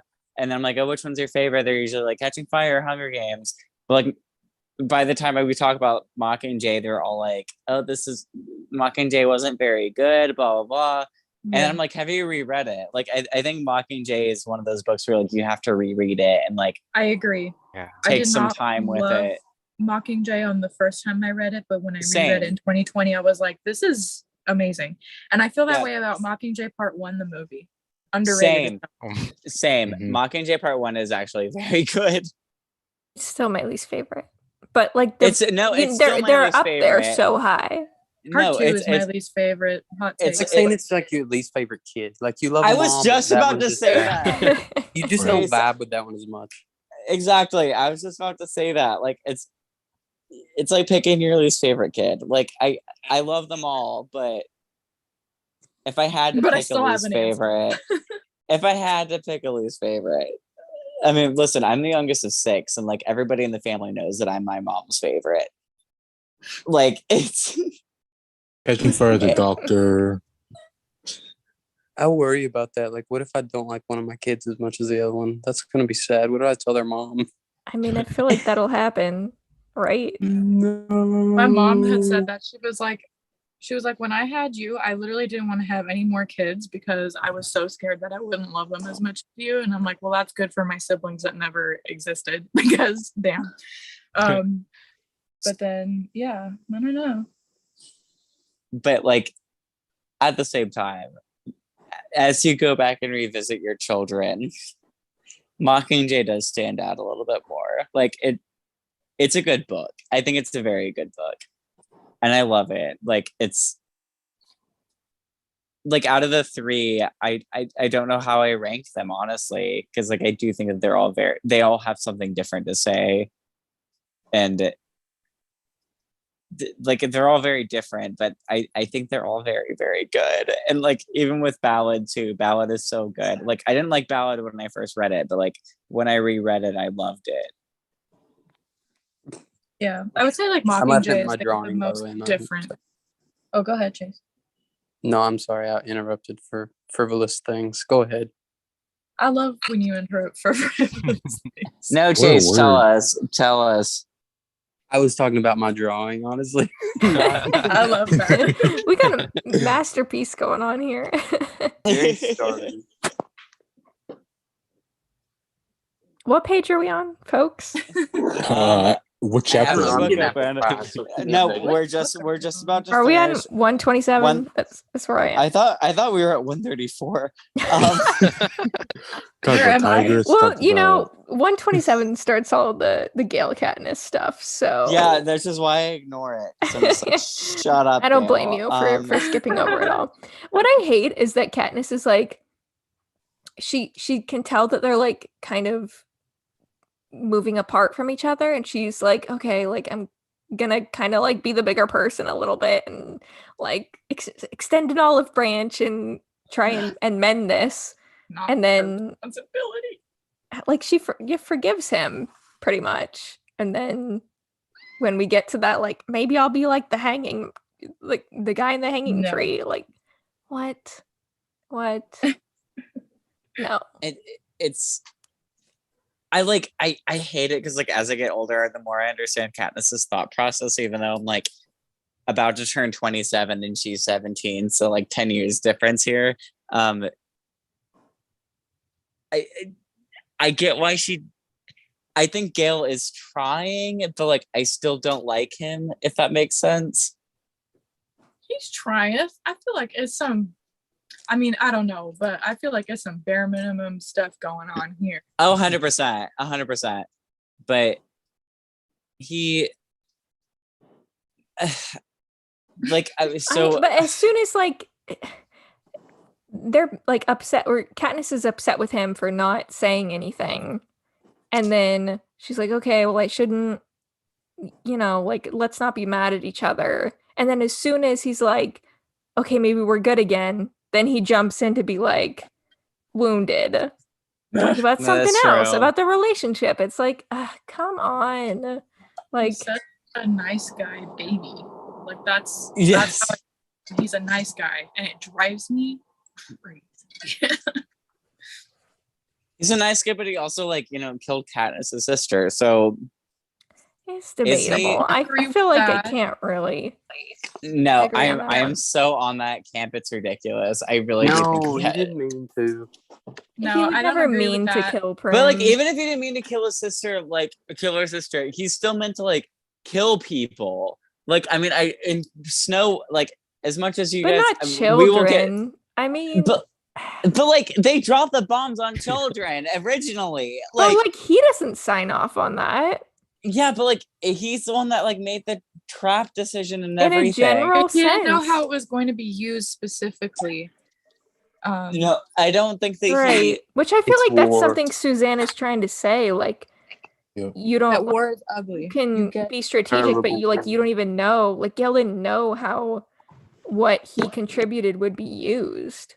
Yeah. I really don't like Gale for a lot of reasons, and for particularly the way he acts around Katniss, like with her and whatever. I cannot, like, I'll say it for the meme, for like the little jokes or whatever, but like as far as like a legit personal like perspective, whatever, I don't genuinely feel that he killed Prim. I feel like that's That's don't too know, for me, far it's- for me. yeah. Like, I can understand Katniss personally and like why she can't, like, it's Yeah. too, maybe after a long time she would be able to be around Gale more if she Mhm. wanted to be. So I can understand her, like, because he's associated with it, she just Yeah, can't deal with being absolutely. around him. But like, And because he I didn't can't come say see that her. like Gale killed Prim or had really even that close of a hand in killing Prim. I just But don't. he still had a hand in killing civilians, and I don't think he cared about killing civilians. Like when they bombed the mountain, like the nut. Like I hate to say it, I feel bad for those people that were there because like they just did not have. It's just kind of what they like. It's just what they knew. It's like they didn't know any better that like the Capitol was bad. That was just what they were told their whole life. I think I just have too much sympathy for people in general. So that's why I'm just like I'm sure I have less. why go off just like killing people? I don't know. I like even if he didn't know about the bomb, I do think that he would have been for bombing the Capitol citizens because he doesn't like he said when like he saw the Kids, though, do you think? Do you think he would have voted for the Hunger Games? I think he would have. I think he would have voted for the Hunger Games. Yeah, 100%. Yeah, I do too. Like And I'm a Gale defender usually.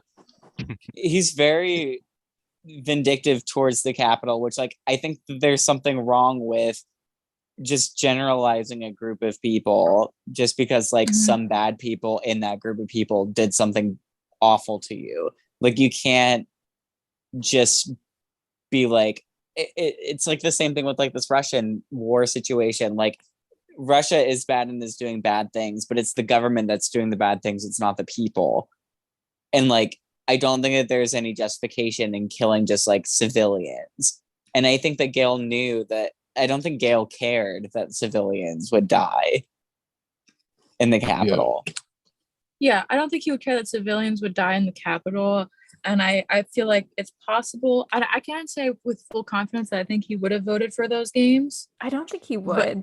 I mean, but I I didn't feel have like- an answer for that, but I feel like that's, if anything, like that to me seems more likely rather than like actively being okay with Capitol children being killed and like killing Prim, like all that other stuff.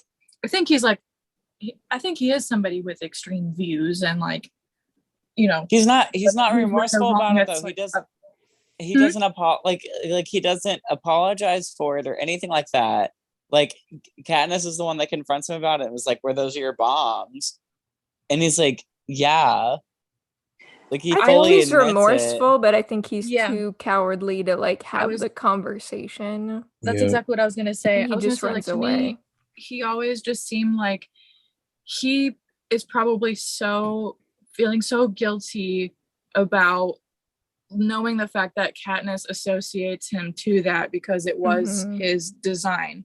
Even if he knows like he was not directly responsible for that, he knows that Katniss is going to forever associate him with that. And then he's just too much of a coward to like face her with it in the end. And that's almost like the worst thing because he always Mhm. promised that he would be by her side and like all of that. And in the end, he was keep not. Prim safe, and he didn't. But honestly, you guys are changing my opinion a little bit on Gale. I do have to say. But what's next in this book? If I can, I just think Please. that No. Yeah, go Jerry. Suzanne made like the whole point of killing off Prim as like in my opinion, as a way to show that Gale's point of view is wrong because like you can't design the weapon and then be like, oh no, I don't want it to be used in this way, not against Prim, not against Yeah. children, and not. But it's okay for another thing. It's either everything or nothing at all. And so I think that's the point that Suzanne was trying to make. I agree with that 100%. I don't think that he was responsible for it 100%, like at all, but I think that he was complicit. And I'm glad that Katniss didn't end up with him in the end. Like I don't think that they would have worked together, and I don't think that, like she said at the end of the book of Mockingjay, like I don't want Gale's fire. Mhm. Like he's too much, and he also immediately went to District 2, I think it was. Yep. I think he could easily like move on, but I don't think Katniss could. And I've been in relationships like that, and it's like, Mhm. just care about me. I don't know. Like why would you move on so quickly? Like why would he move on so quickly? Unless, maybe he's like, oh, like Katniss would never forgive me again. But like I don't know. Like I do agree with that argument that he was too scared to say anything and like was just like, oh, she can never see another side to the situation. But like honestly, like they've gone through a lot of stuff together, and I think that he would have, or at least Katniss would have gotten over it. But I don't think she would be as angry, or I think that is as angry as she is because she thinks. I think that Gale had a part of it. I don't know. Like, at least, I guess indirectly. I don't know, but I do am. think it made it worse with him not being Yes. around. Mhm. Like Yeah. it could have been better. Yes, and he's like every character in this book is very complicated. And like I could see a future. I mean, she talks about it in this chapter actually. Like, what if things were different? Like, she could see herself moving with Gale or like leaving the capital, but he would be there to fight the capital. They have a complicated relationship. I don't like 100% hate Gale. I just think that he was not the best person for Katniss. Which Katniss also is a very like complicated and complex character.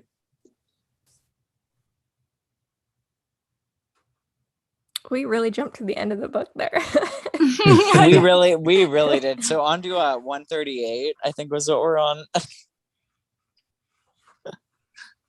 Are we on? Okay, so the end of chapter 9. So good. So we see Peeta on screen again. And then he ends up at the end kind of giving the warning that you'll be dead by something's- morning. Yeah, and it's more intense in the book. There's the blood splattering the tiles. So like I wish we that they would don't have gone see. there. And now I feel like everyone was like, PG-13. how's that gonna happen? Like what's it gonna be like? And then it just wasn't. It was very disappointing. He's like, in you and 12, you'll be dead by morning, and then just like getting like his What arms does are that like mean? What does crossed. that mean? They're like literally like the cane like, pulling him off stage. that's kind of how it feels like. And then like in the book, it's like his blood splatters on the tile. It's Right, like the camera falls down. He was in the I wish- mansion. He might have overheard something.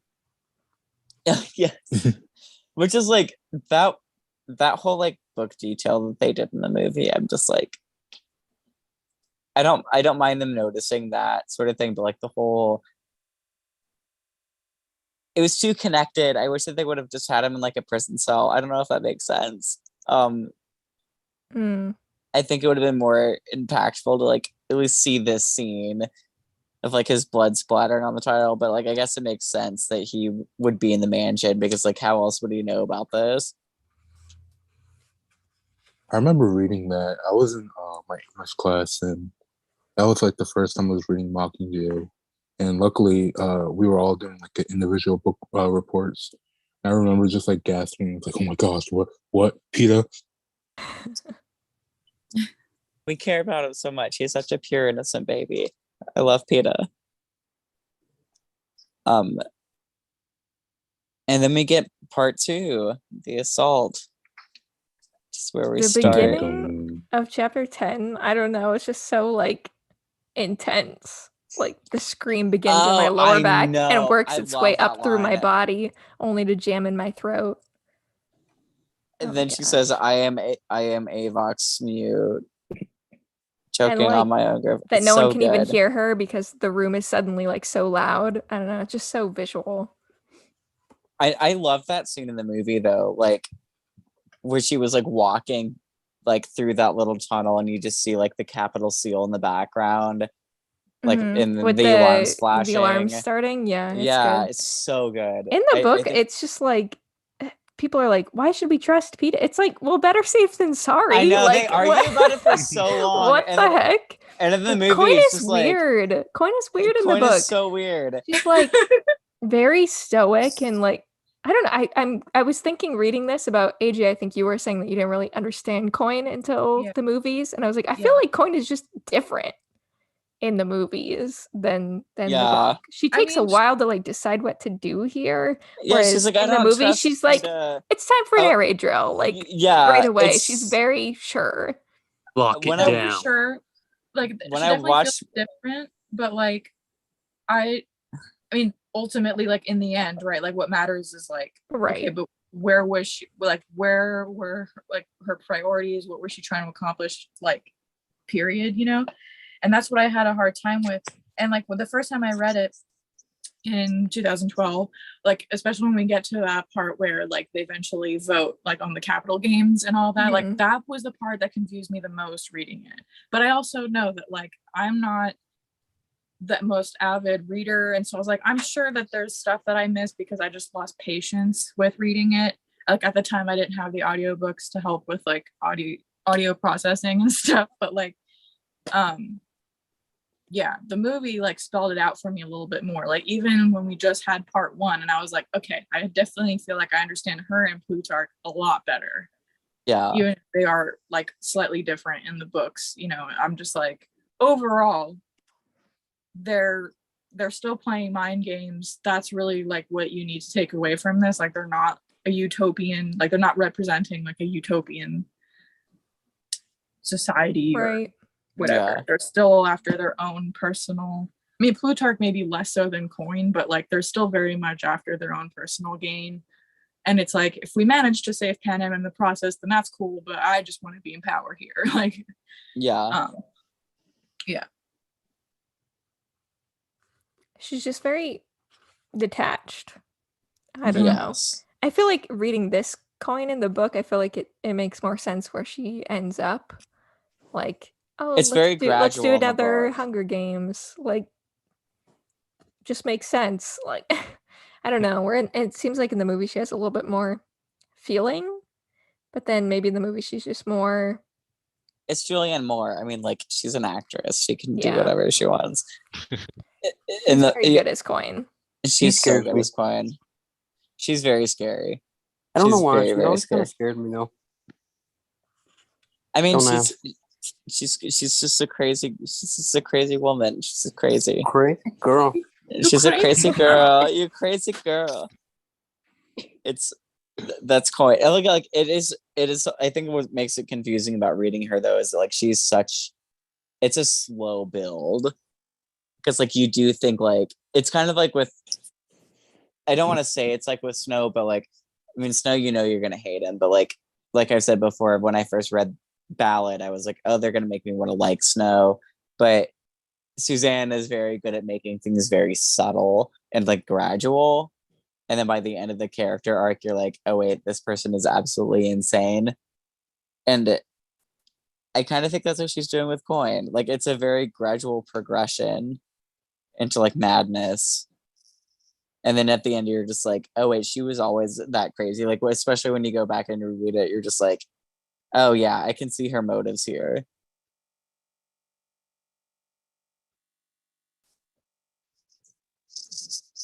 Well Right. said.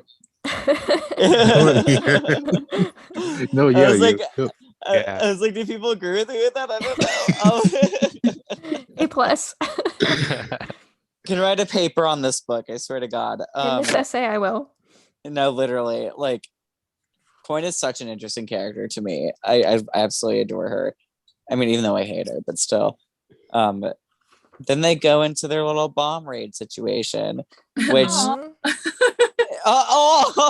You said that they go into their little bomb raid their situation. little bomb raid. Their If you little notice it, bunker. they're just going down a little bunker. Which in the movie it was like action movie marathon situation, and the book it's like. And then I got down to my bunker, and then I got Prim, and it was great.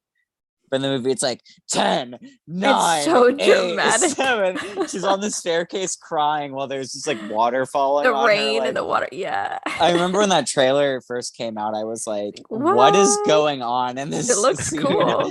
It looked really cool, but I It's was like, so this is confused. intense.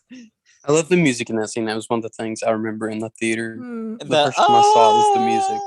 It's the same music as the Rebel Attacks score in Mockingjay Part 2, like during like the Capitol, like when she goes up to before the bombing. No, during the bombing of Prim. It's that whole music. It's very cool. I think it's cool that James Newton Howard is coming back. I like his like motifs. I love the I love the sound design of the alarm. And Oh, that didn't. it's so Yeah. No, awful same. and The so Same. anxiety. Well, like she says in the book, it's like a sound that like is driving you underground, Mhm. and it's it's so like I've never heard an alarm that sounds like that before, but if I heard that, I would be like, oh wait, what's going on? Like something's going To me, down. it always, to me, like, because of its rhythm, it always reminded me of like a heartbeat, but a heartbeat that's in distress. Like that's always what I think of. Yeah. No, And totally. it, you know, it's so poignant and like it conveys exactly what it needs to convey. But I just, you know, yeah, I love that sound so much. I'm I still I glad- think hate that it. my alarm in the morning sounds worse, but yeah. No, same. It's But, like whenever you're like in a car, like and you have the radio on and you have like that emergency broadcast sound. I hate it. It makes my skin crawl. It feels Same. apocalyptic. But I at the always think same it's the time, I'm like, purge. yeah. At the same Same. time, I'm like, oh my god. There was like a time when like me and my roommates were evacuating from Savannah because it was like a major hurricane was headed there, and on our drive like inland to like find a hotel that had availability and had power still, like every 30 minutes there would be that sound, and I'm like, I swear we're gonna die. Like this little alarm beeping sound, it sounds worse than like just being in a hurricane. Like I don't know, just so ominous. Which it's kind of funny when you're like, we're all going to die, because I was literally on page 146 of Mockingjay, and the line that I was looking at is, we're all going to die. Well, there you go. It's they did a good job like making another just jarring sound that like makes you want to throw up. Like Mhm. 'cause that is how I feel when like Amber Alerts go off and stuff. I'm like, I freak out. But I do have to note though, when she gets her instructions on what to do, like in the shelter, I don't know why that was always like, I loved that detail. Like her world building is really good. I can't get Mhm. over it. Even though it's just like await further instruction. Yes. Well, I mean, Yeah. like, make all members of your compartment, or make sure all the members of your compartment are accounted for. I like, if I were like in a situation like that, I mean, one, I would be panicking. I would be having a full-blown panic attack and just on the floor at that point. If my underground bunker was being bombed, which I hope I'm never in that situation like that.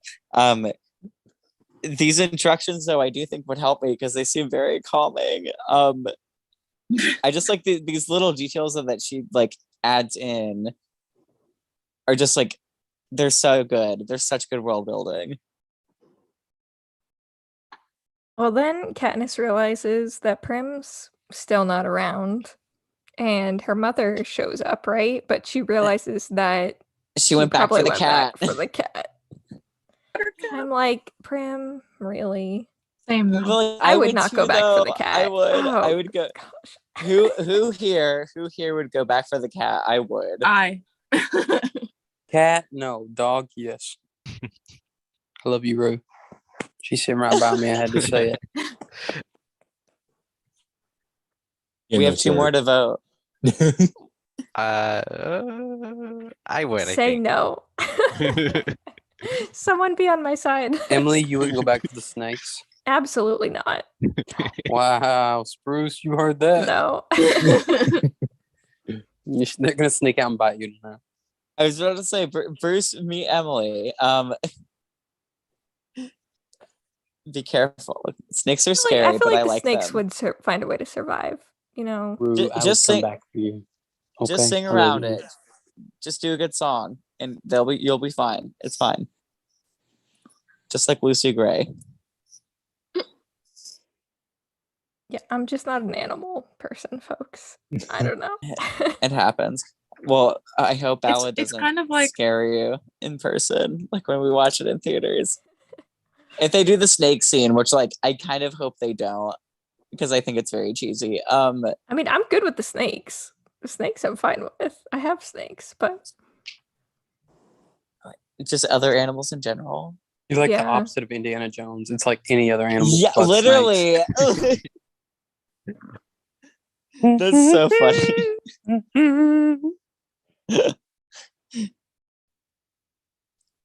I do hope that snake scene though is out. I really just like, I don't like it. I think it's very cheesy. ooh, Like which the one in the which game? one The whole in the book arena? was Yeah, and they Chase, no, get the off whole it. Get No, the out of whole book- here. No, Chase, I do agree. The whole book Wait, is which like part? kind of cheesy. Well, the snake The part where whole she's part, just like, Jerry. I mean, the whole book is very cheesy. Page mean, 1 to page 517. Which Yeah, I mean, no. it literally I mean, raping scene 1. Like, I mean, we know it's going to be in the movie now officially, because of set things, and I'm terrified of that scene. I feel like I'm going to be crawling out of my seat. And then I the snake scene where she's singing with the snakes. I'm just like, what? It's a different thing reading something when like watching it. Like if someone just starts randomly singing when it's not a musical, it's very awkward. Mm-hmm.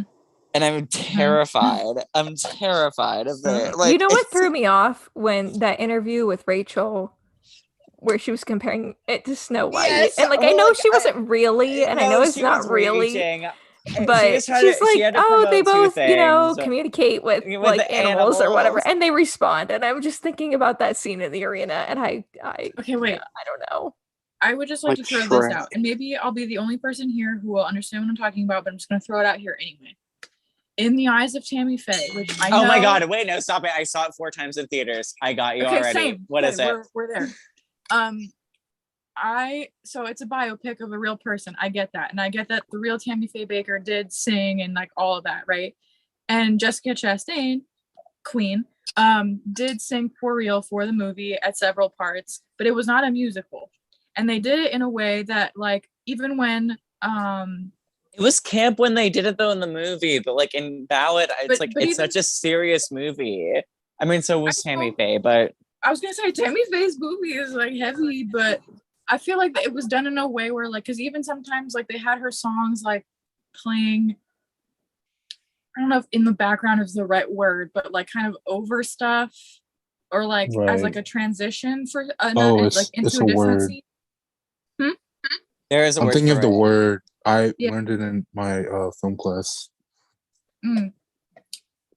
I feel like I don't know. I'm just saying I feel like it's possible to include songs like that in a film that is not meant to be a musical. I mean, they did We do it. are blessed. Yes. We are blessed. I have, We're like, the blessed. We're whole blessed. We're album blessed. on We my are phone. blessed. Same. Okay, but wait. I have the whole. I was raised atheist, right? Like with no religion whatsoever. I have the whole album on my phone. I know all the lyrics, and like I was like absolutely having a moment in my room, like just jamming, straight jamming. And my mom was like, "Never in my life did I think I would see you singing along to like evangelical music." I'm like, "Listen, it's just because it's Jessica Chastain, okay? Like Which that's the only reason AJ why."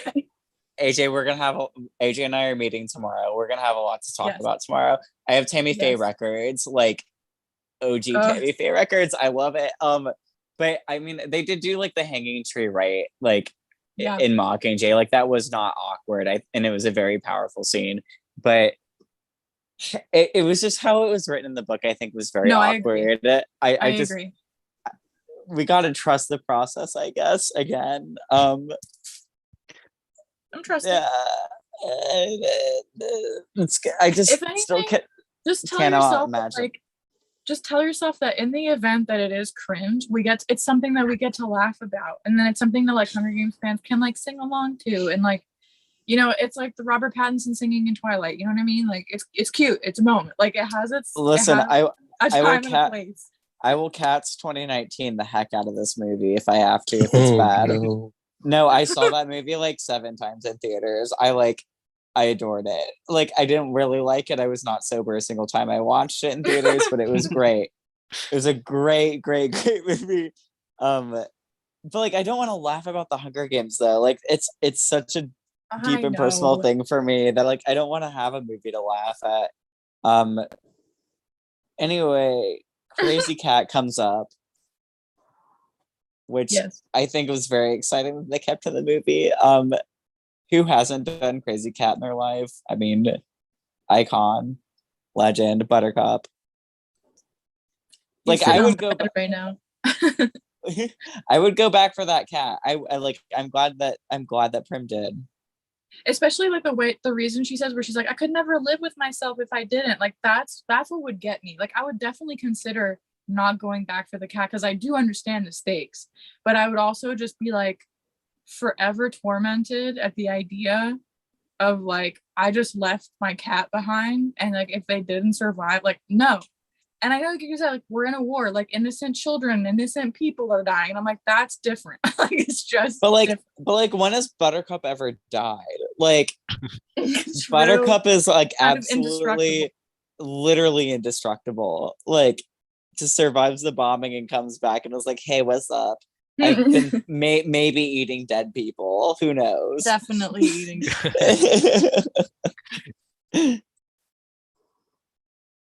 Stan Buttercup. Love her.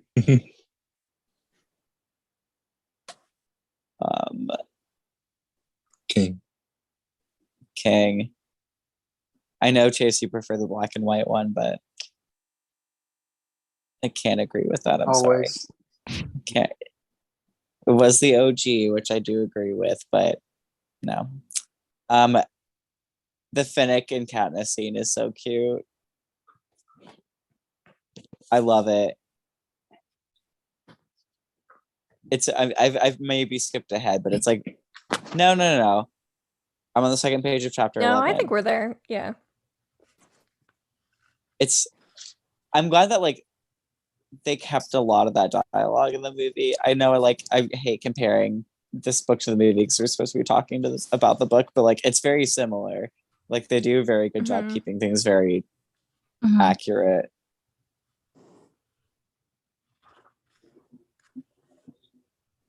I just love Finnick.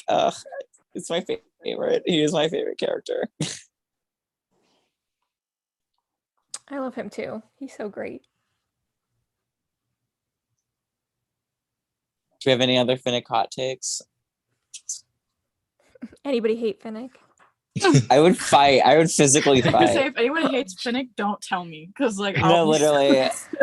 I'm a little scrawny twink that could probably never hurt a single, like I couldn't hurt a fly, but like I would deck somebody in the face if they didn't like Finnick.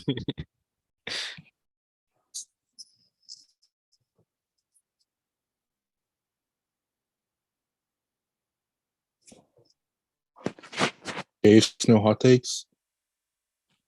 Who me? No. Yep. Who me? Yeah.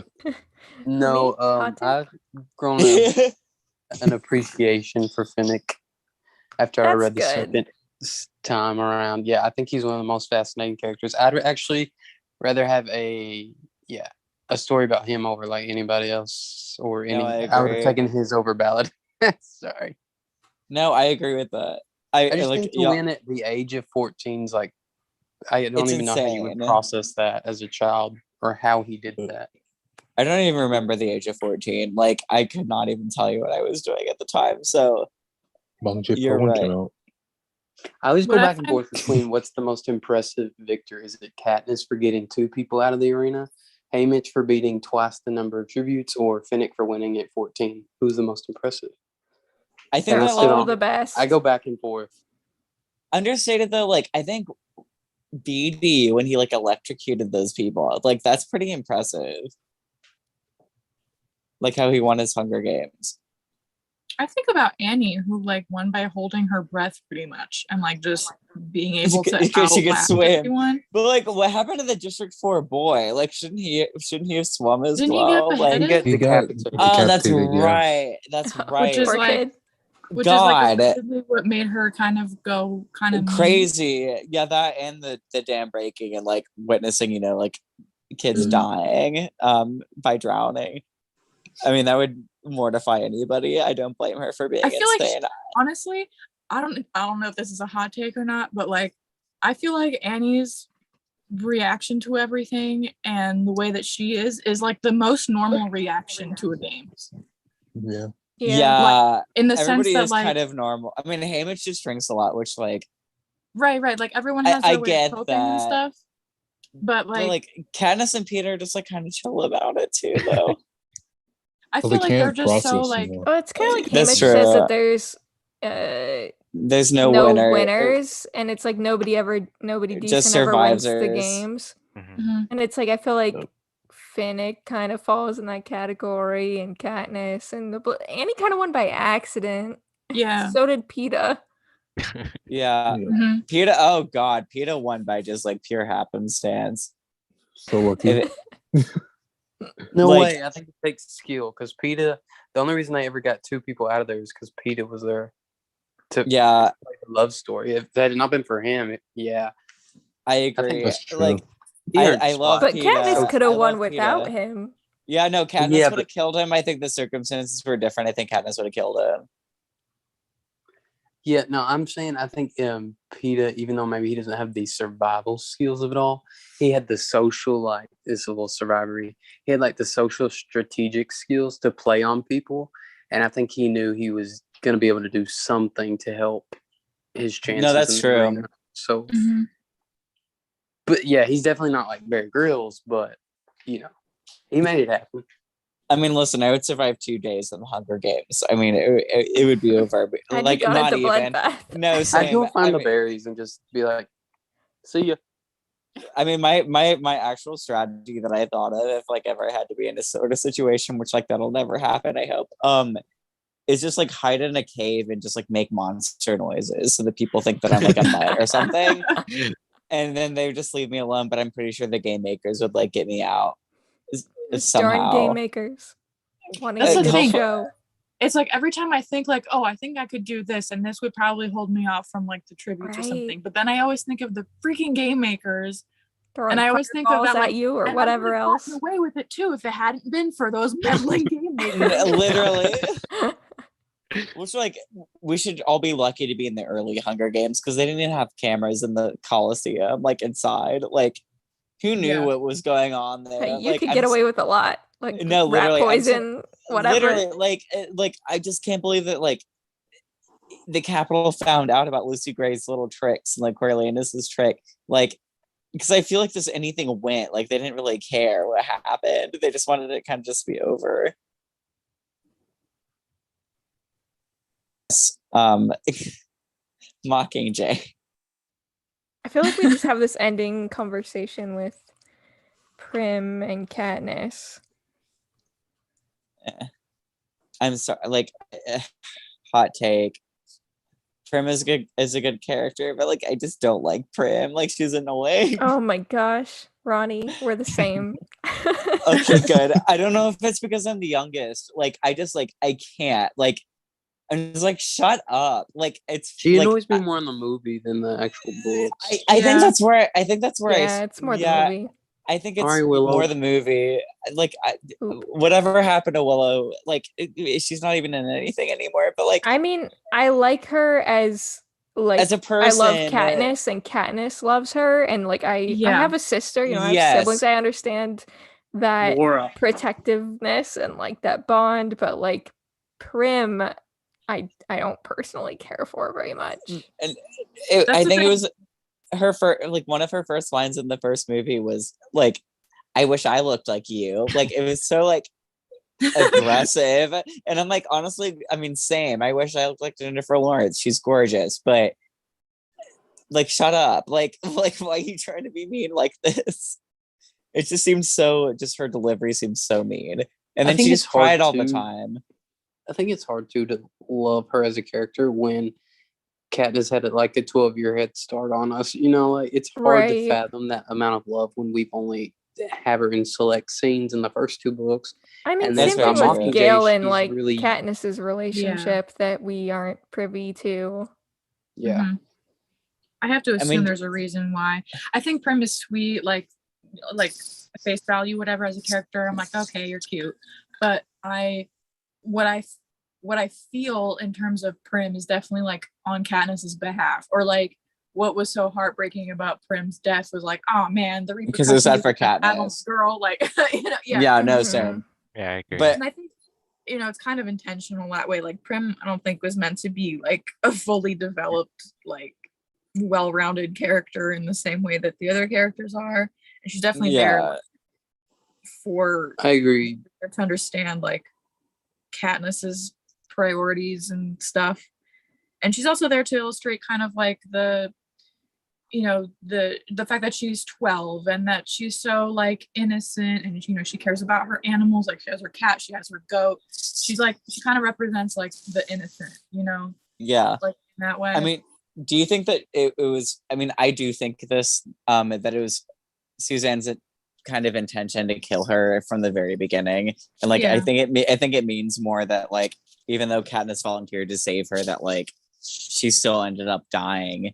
Yeah. I think was just that was like one of the big things for me when I first read the book. I was like, it didn't really matter if she volunteered for her sister or not, because at the end of the day she's gonna die. Like it was very heartbreaking, I think. And I like, do you guys think that she kind of knew from the beginning that she was gonna do that sort of plot point? Or Yes. Yeah. and I mean maybe that's why she kind of wrote her so like kind of one-dimensional, because she didn't want us to get like too attached. I don't know. Like I mean, could I see- do think like I like this scene in that you see that Prim is growing up and she can help Katniss in Yeah. some ways. Like she's there for her to talk through with her about things that are going on that she can't talk about with anyone else, and like has some advice to give. Like she's not totally helpless like anymore. Yeah, I think if she really wanted her to be like well-rounded and a big character, like Suzanne would have done it. Like, Yeah. it's Notice not in the what's movies out of her more. realm of possibilities. I No, just think definitely. I just think she needed a carrot for Katniss to go after, and that was always Prim's safety. And then at the end, I think she knew, I'm gonna get rid of Prim, and that was gonna affect Katniss and therefore affect the reader, but not because we necessarily are, adoring Prim, but because we have been through with Katniss through all these struggles and all these trials for Prim's safety, and for Prim to die, and the main reason for the entire story to die. I think that has more of an impact than if we had loved Prim necessarily. Yeah. Mhm. That was so eloquently said. Yes. I have my moments. It wasn't a hot take either this time. It was very good. Level-headed take. A mid take, not mid Do take, I even but believe my hot takes? Maybe. It's a hot take for Chase because it's not a hot take for everyone else. There we go. But yeah, we like Prim, just not that much. But we're sad for her. She's fine. Yeah. She's fine. She's But I'm glad I surviving. wasn't alone on this, because I've met some like diehard Prim stans. I'm not even kidding you. Really? Stans? Yes. That's like when you Yes. that's like when you meet a clove person. Like, Oh my How god, boring. no. Not Like, even boring. though. Literally, I mean, like, God, the Clove Cato fan fictions that were out there were insane. it's like she has 2 lines in the whole story. What do you No, mean? literally, It's Isabel Okay. Furman. I mean, she's an icon. Like, I love Isabel Furman as an Yeah, I do actress, like the but- knives, but and then like also like Marvel, like the Marvel Cato fan fiction too. I was like, whoa. Jack I have Quaid. surprisingly never come across that. Oh, that's why I am the way that I am now. But like, I'm just like, you don't know his name until the second book. Like Marvel's, because Katniss has a whole dialogue about it. It's just like, Marvel, how didn't I know that? Like, it's such minor characters, but like people fall in love with them It's so okay, I can't really easily. say anything. I'm like oddly obsessed with Anabaria, but we'll get to that later. No, I do stand in Mockingjay. Anabaria. But it just shows how good Suzanne is at like developing some good characters that are very like impactful on other people, even if they're not impactful on us. Because like, who the heck is a Prim stan? That's weird. Sorry.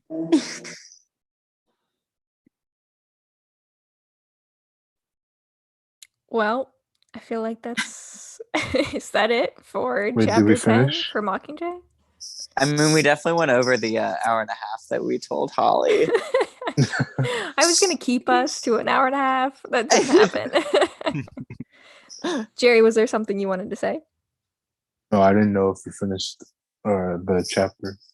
Okay, didn't know if you had a comment about the Prim Katniss combo or the chapter. or anything. Yeah. No. Jerry, you need to clean up this mess you made on the display board. This is ridiculous. I made about like 30% of that. I'm like just looking at this. It's impressive. What is this bottle? It's Hey Mitch. Hey, I was Mitch, about to Drew's say name, but my the Mark image There's is a Paul. bomb on here. Yeah, that was Jerry's sicko. I did draw the pig. If you can tell, Oh, that's you a drew the pig. pig?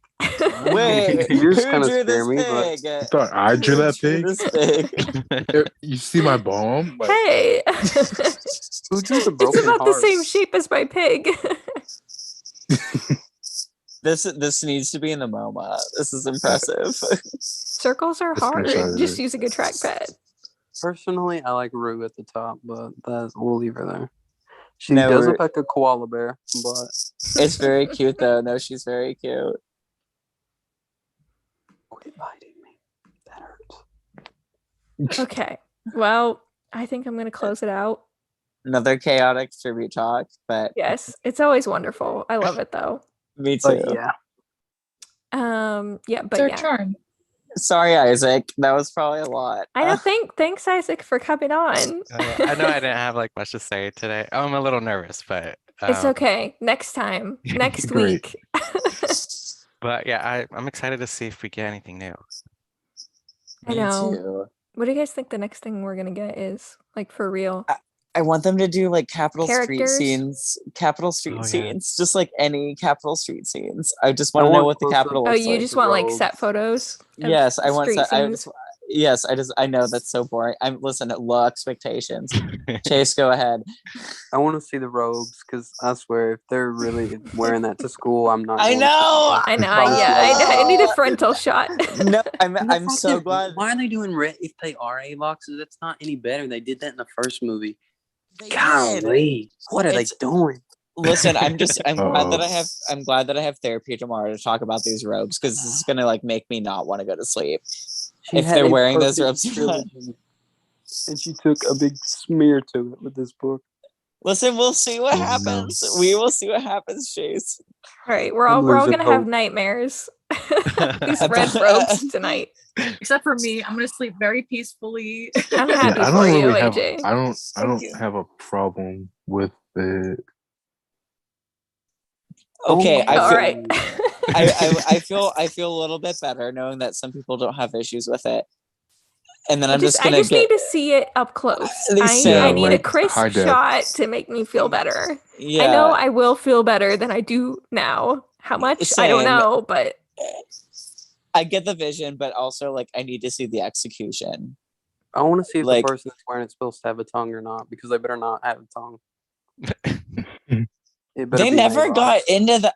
They did it in Mockingjay Part 1, but like I wish they would have gone into the Avoxes more. Like it makes me so mad. Mm-hmm. Such a good character. Like I guess storytelling detail. I guess it was so good, so scary.